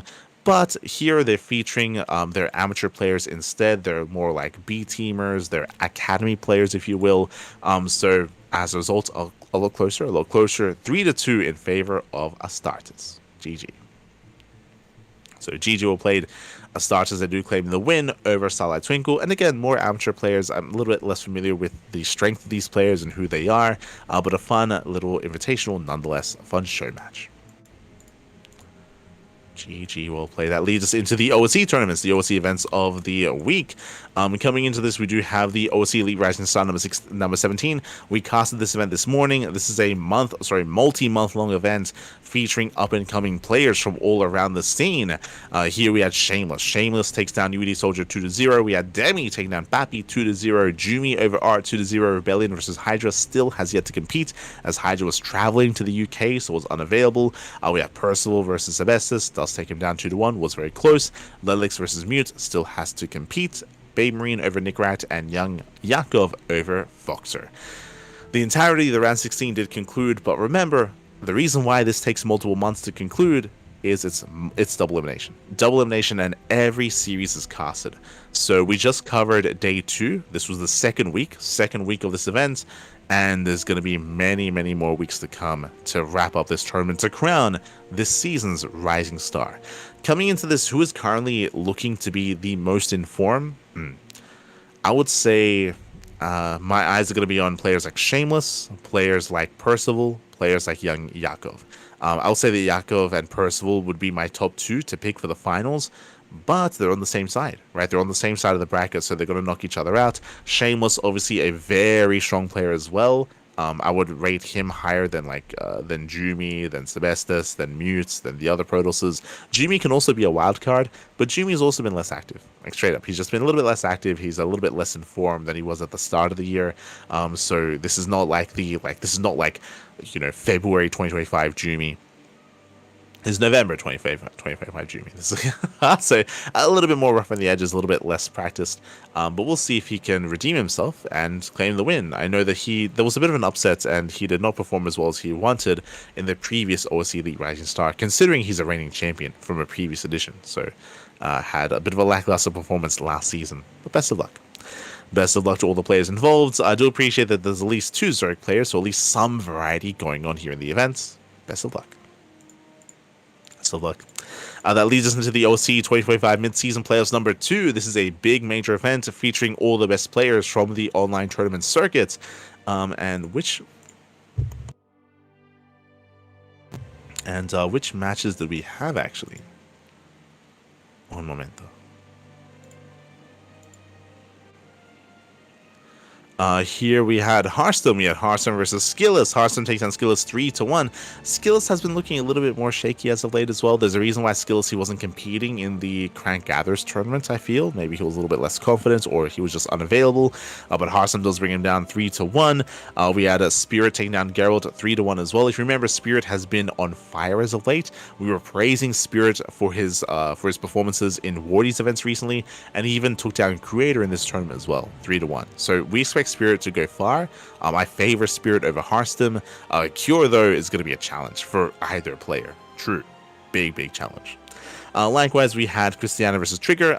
Christiana takes down Trigger 3-1 to advance on to lower bracket round 4. Big win there for Christiana. Very nicely done. And then we had Cham versus Ryung. Cham takes down Ryung 3-2 to advance on to the lower bracket round 3 match. GG. GG, well played. I would say a big upset, a big win there for Cham. As Ryung, he is knocked out of the tournament, and we'll see if Cham can go any further, because Cham, he is the reigning OSC champ. Oh, sorry, he's the reigning runner-up from last season's season playoffs, from the last mid-season playoffs. So again, a lot of expectations for Cham, and likewise, there's still a lot of really strong matches ahead of us here. Solar versus Max Pax, Cure is still in the mix, Björn is still in the mix, Spirit, of course, a lot of hype around him as well. A lot of really good matches. A lot of StarCraft. a lot of StarCraft going on, Pappy. Yeah, a lot of matches to come. So best of luck. As again, the mid-season playoffs is the combination of all these online tournaments. So many of these online events do provide OSC points, and they all lead towards this kind of end-of-season big invitational based on your points, based on your standings. So that's why I did mention that it was like the best from the online tournament scene. But up next, we do have another event, the Zoni Arena Free MMR number 1. A little bit less familiar with what this event is. I mean, it's the first edition. True, it's the first edition. Apparently, it is an open event for all MMR ranges. Just as a heads up, it is an open tournament, and it was covered by...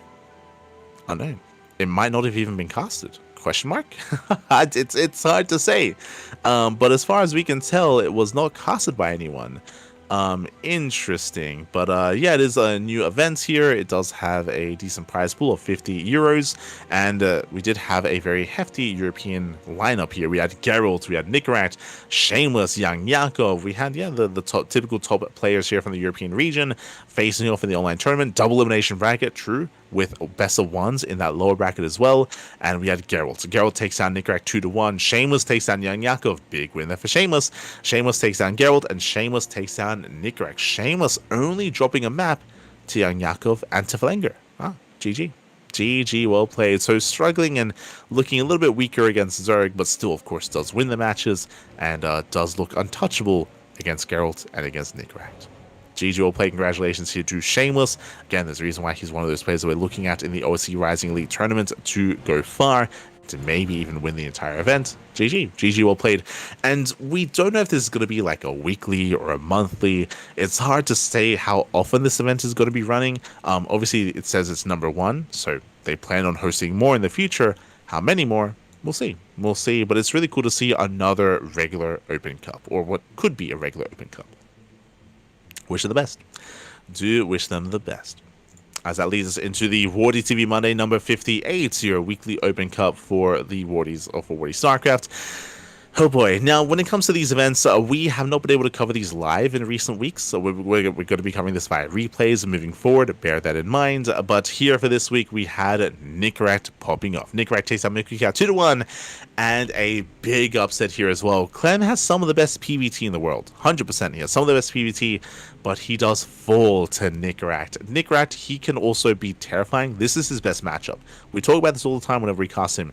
We've seen Nickrat take down Maxfax. We've seen him take down Hero.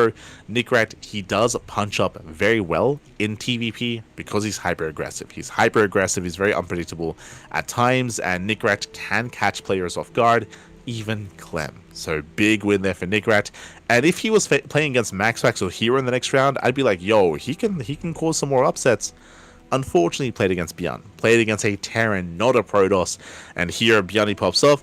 Before I get ahead of myself, really good to see Gumiho. Gumiho, he has been MIA for so long. Like, he rarely plays in these events.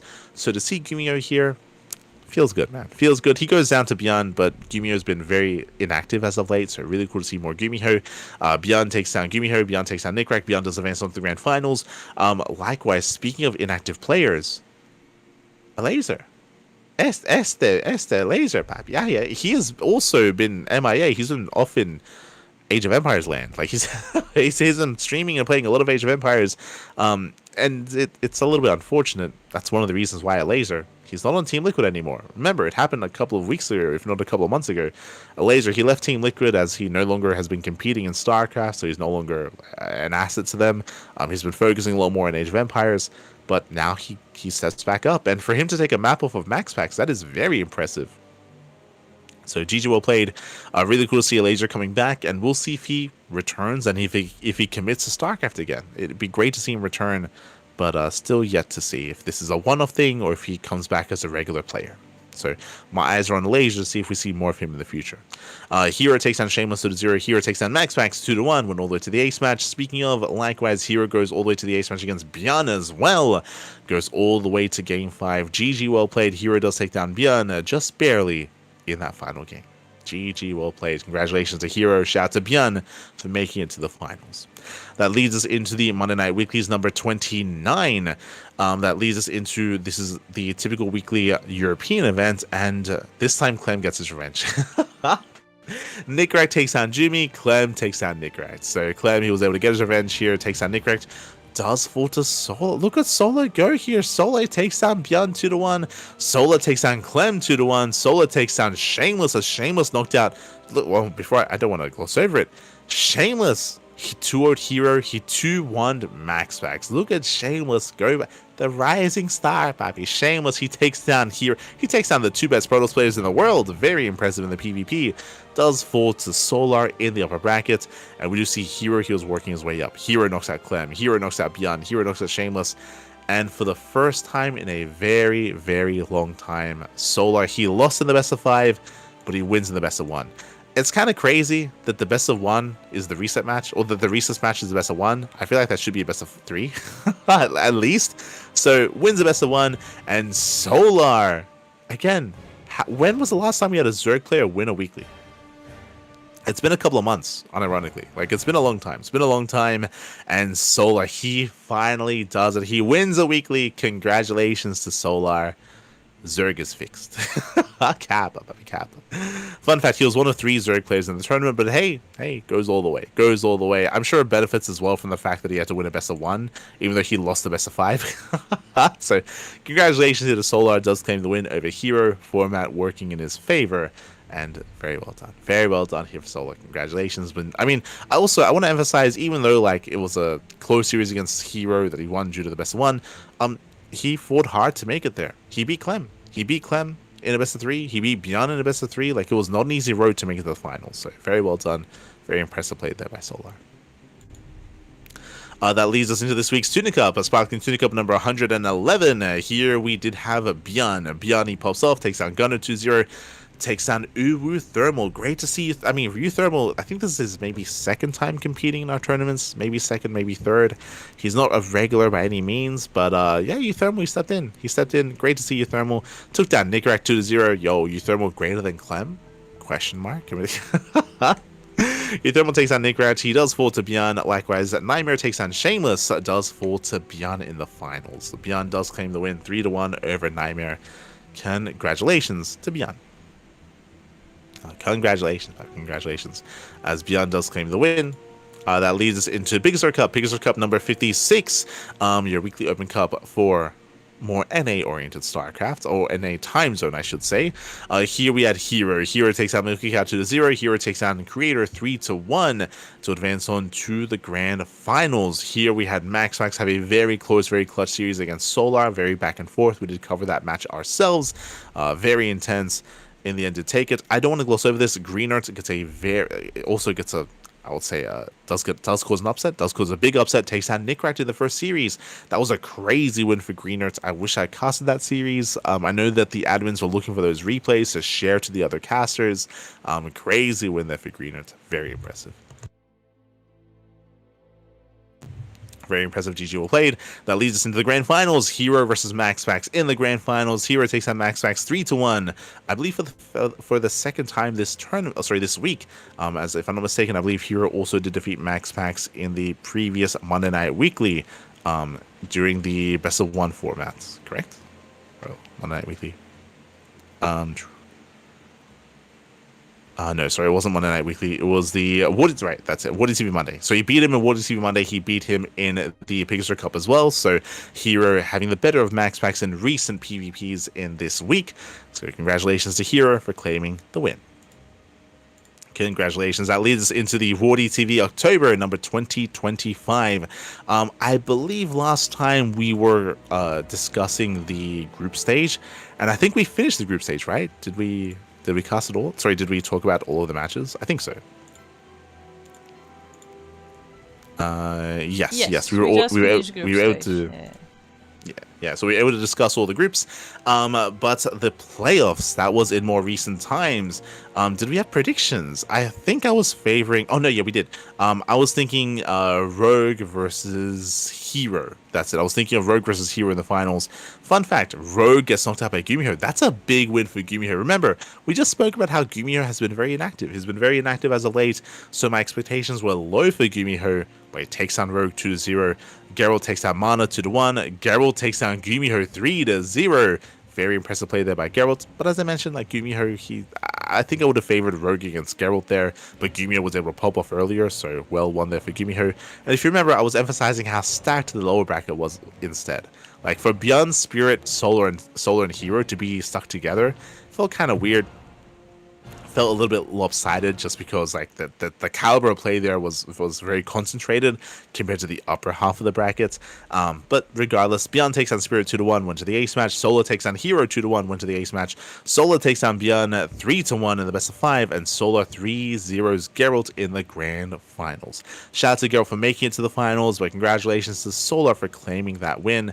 Again, unfortunately, I'll be honest, the bracket did feel a little bit mismanaged just because Spirit, Beyond, and Hero would have been greater threats to Solar in the finals, but they were all together in the same portion. So again, a little bit lopsided there. But regardless, I mean, I guess that's how the seeding worked out. And congratulations to Solar for claiming the win. GG, well played. Congratulations to Solar. That leads us into the Wardy TV Korean Royale. This is a new event that's going to be beginning in a couple of days. But what did we have? The qualifiers. They did take place over the past couple of days. I believe we did raid during some of the qualifiers as well. First thing, we have the first qualifier. Again, it is top two. Top two do make it. The final series is just for seeding. Hero takes on Shameless 2-1. Solar takes on Rogue 2-0, and then Hero takes on Solar 2-0. Gets his revenge. But again, the final series didn't really have as much weight behind it. Just a seeding match. Both Hero and Solar make it through. Meanwhile, that leads us into the second qualifier. Solar takes on Percival. Wait, what? That Solar's already qualified. Yo, what's happening with the adminning for these tournaments? Like, what's again, Solar and Hero, they already qualified for the event. Solar, he plays in the second qualifier. I feel like this happened previously in awardee events. And Solar takes on Percival. Solar takes on Ryung 2-0. And Solar, he does qualify. He does re-qualify. Ryung, he took down Creator. Very impressive. And we have Solar and Ryung advancing on into the main event. And I believe the way that Wardy handles this, I think he just lets players double up and double dip, and I think that just means there's one extra invite, essentially. So, yep, from the qualified players, as you can see, if you look at the Wikipedia page, Hero and Solar made it through the first qualifier, and from the second qualifier, it's just Ryung. And really, it should be 2 slots, and it should go to the next best player, but the way that Wardy handles things is that it just means that, okay, only 1 player qualified, and then that just means 1 extra invite, which is kind of weird. Like, it's kind of weird. I mean, it's kind of okay, I guess, if he just invites someone that competed in the qualifier number 2. Who was it? Who competed? Let's have a look here. So Percival and Creator, if they both get invited, then I guess it's fine, right? If they both get invited, like it's you know they still get like rewarded for their work, you know, competing in the qualifier and not making it through, even though Solo was already qualified in. So because of that, you know, there's still like ways to make up for that, but I would say I hope to see that Creator and Percival get invited, right? It would be a shame if Solo just eats a slot and just takes it. Like, what would have happened if like Hero played as well? Like, what like what if they both just win both slots? Like, yeah, it's kind of a weird way that Wardy does handle this. Again, this is not the first time this has happened. It's happened a couple of times now where he just lets them double dip, and just removes a slot and just invites whoever he wants instead. But again, as long as he invites like Percival and Creator, them both, then it's fine. It's fine, I suppose. And the event will begin in 2 days' time. We still have 2 days to confirm invites. It's going to be 10 more. 10 more players invited into the tournament. I believe this is meant to be a Korean focus and Korean centric tournament. Qualifiers were open to all other regions, so that's why we saw players from Europe also competing. But again, it is mainly meant to be just players from the Korean scene. From what I understand, the qualifiers were open, but they were all played on Korea. So I guess you could participate as long as you were willing to play on Korea. Yeah, there you go. There you go. And again, we've yet to confirm the invited players. It is going to be a round robin group stage for Group A and Group B. That's going to be a lot of matches. A lot of StarCraft is going to be going on. And then it leads into the playoffs as well, with a very unique format. With depending on your placement in the group stage, you do actually skip rounds in the playoffs. So again, this is going to be an interesting tournament. Great to see. Again, this is basically an annual event. The last one was in 2024. Now this one is going to be in 2025. So best of luck to all those competing and all those invited players as well. And with that, that is going to be us wrapping up today's podcast. That was all of our results here for the week. A lot of tournaments and also a lot of news as well. A lot of optimism, I will say, moving forward for StarCraft in regards to the Chinese server, in regards to the Chinese events, in regards to all the big events that we're just wrapping up. Epic LAN, SC for All, Stellar Fest, RSL, the Team Liquid event that we had, and of course the upcoming next year or upcoming 2026 Blizzard BlizzCon tournaments, the Blizzard Cup, the Blizzard Classic Cup for BlizzCon 2026. So a lot to look forward to, a lot has been wrapping up, and a lot more StarCraft to come. If you want to take part in some of these events, especially when it comes to the Open Cups and other LAN events that do have open registration, do check out the sign-up list. ! Sign-up list in the chat. We have Code for Giants Cup. That's going to be tomorrow. We have the KSL. We have Sea Duckling Open, Sunrise Cup, Hatchery Cup, and many, many more events. I'll be honest, I didn't even notice the Hatchery Cup was around the corner as well. Oh my god. The return of Hatchery. It's been a while. The return of Hatchery Cup. Let's go. Let's go. But yeah, there's a lot of StarCraft, a lot of content around the corner. If you want to take part, if you want to sign up, if you want to compete, then do consider checking out the sign-up list. Again, all of these tournaments are open sign-ups. There are some that have restrictions, like MMR restrictions or region restrictions as well. But for those that are open sign-up, consider playing, consider competing, consider taking part and being a part of the greater community. Consider it. So you do have plenty of events to sign up for. Likewise, if you want to support us here on the CranKy Ducklings, you can do so via Patreon. ! Patreon in the chat. Our Patreon is designed to fund our tournaments, specifically Sea Duckling Open, Master Swan Open, and Sparkling Tuna Cup. All of our events are run on a regular basis, and they are all funded via Patreon. Our Patreon is designed to grow our events, to boost the prize pool, and ideally to make it so that we can afford a monthly tournament as well. Monthly finals, I should say. If you've been watching the channel, you'll know we've had a monthly finals for September and October, but that's because of very generous donations in the chat. A very generous donator in the chat did allow us to actually have these monthly finals throughout the past couple of months until the end of the year. We would love to organically grow our Patreon to be able to host these events on a regular basis coming into 2026. That is the dream. The dream is to be able to organically have the grassroots support to be able to host those monthlies every single month coming into next year.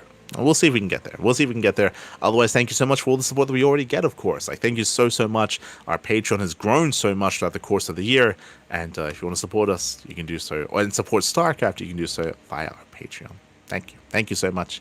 Otherwise, we are going to be wrapping up here for the day. When it comes to our next broadcast, when it comes to some more StarCraft, our next cast should be tomorrow morning. Is going to be the Wardy TV Monday number 58 replay cast, so we should be covering that. Likewise, over the weekend, we have KSL, we have Sea Duckling Open, Pickers Cup replays, and Tuna Cup. I did mention this before. Stellarfest is over the weekend, and we were asked to be the B stream. It was very late. Depending on when it is, we might reschedule our own cast, and we might make some room for Stellarfest, but yet to be confirmed, yet to be determined. It is last minute, and we'd love to be a part of it, but depends on, when the event is, how long it's going to be. Like, I'm still recovering from Mercy for All, I'll be honest. Like, I've barely slept since then. Like, it's just been so much content. Like, it's been a really busy week already for us, so we'll see if we're able to be a part of Stellarfest, then we'll do it. Otherwise, we might just sit it out and get some sleep. We'll see. Might just get some rest, but we'll see. We'll find out what happens there. Otherwise, thanks for watching. Thanks for tuning in. We do appreciate it. Thank you so much. Gracias, papi, gracias. Do appreciate it.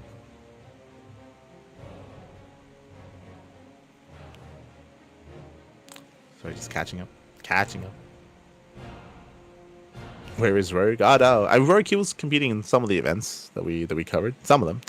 But otherwise, thanks for watching. I mean, he competed in the Wardy event, if you recall, where he lost to Gumiho. But otherwise, thanks for watching. Thank you so much for the support. We do appreciate it. And again, we'll see you guys next time. We'll see you guys tomorrow for some more StarCraft action. We'll see you guys next week for some more podcasts, as this is a weekly talk show, a weekly wrap-up show of all things StarCraft. Thanks for watching. See you next time. Until then, hasta luego. And also, a big shout out to Kuro as well. Kuro for handling the production. If you want to support us, if you want to follow us, you can do so via YouTube. We do upload on YouTube on a daily basis, so plenty of content, plenty of VODs over on YouTube. And we'll see you guys tomorrow. See you then. Ciao, papi, ciao. See you tomorrow.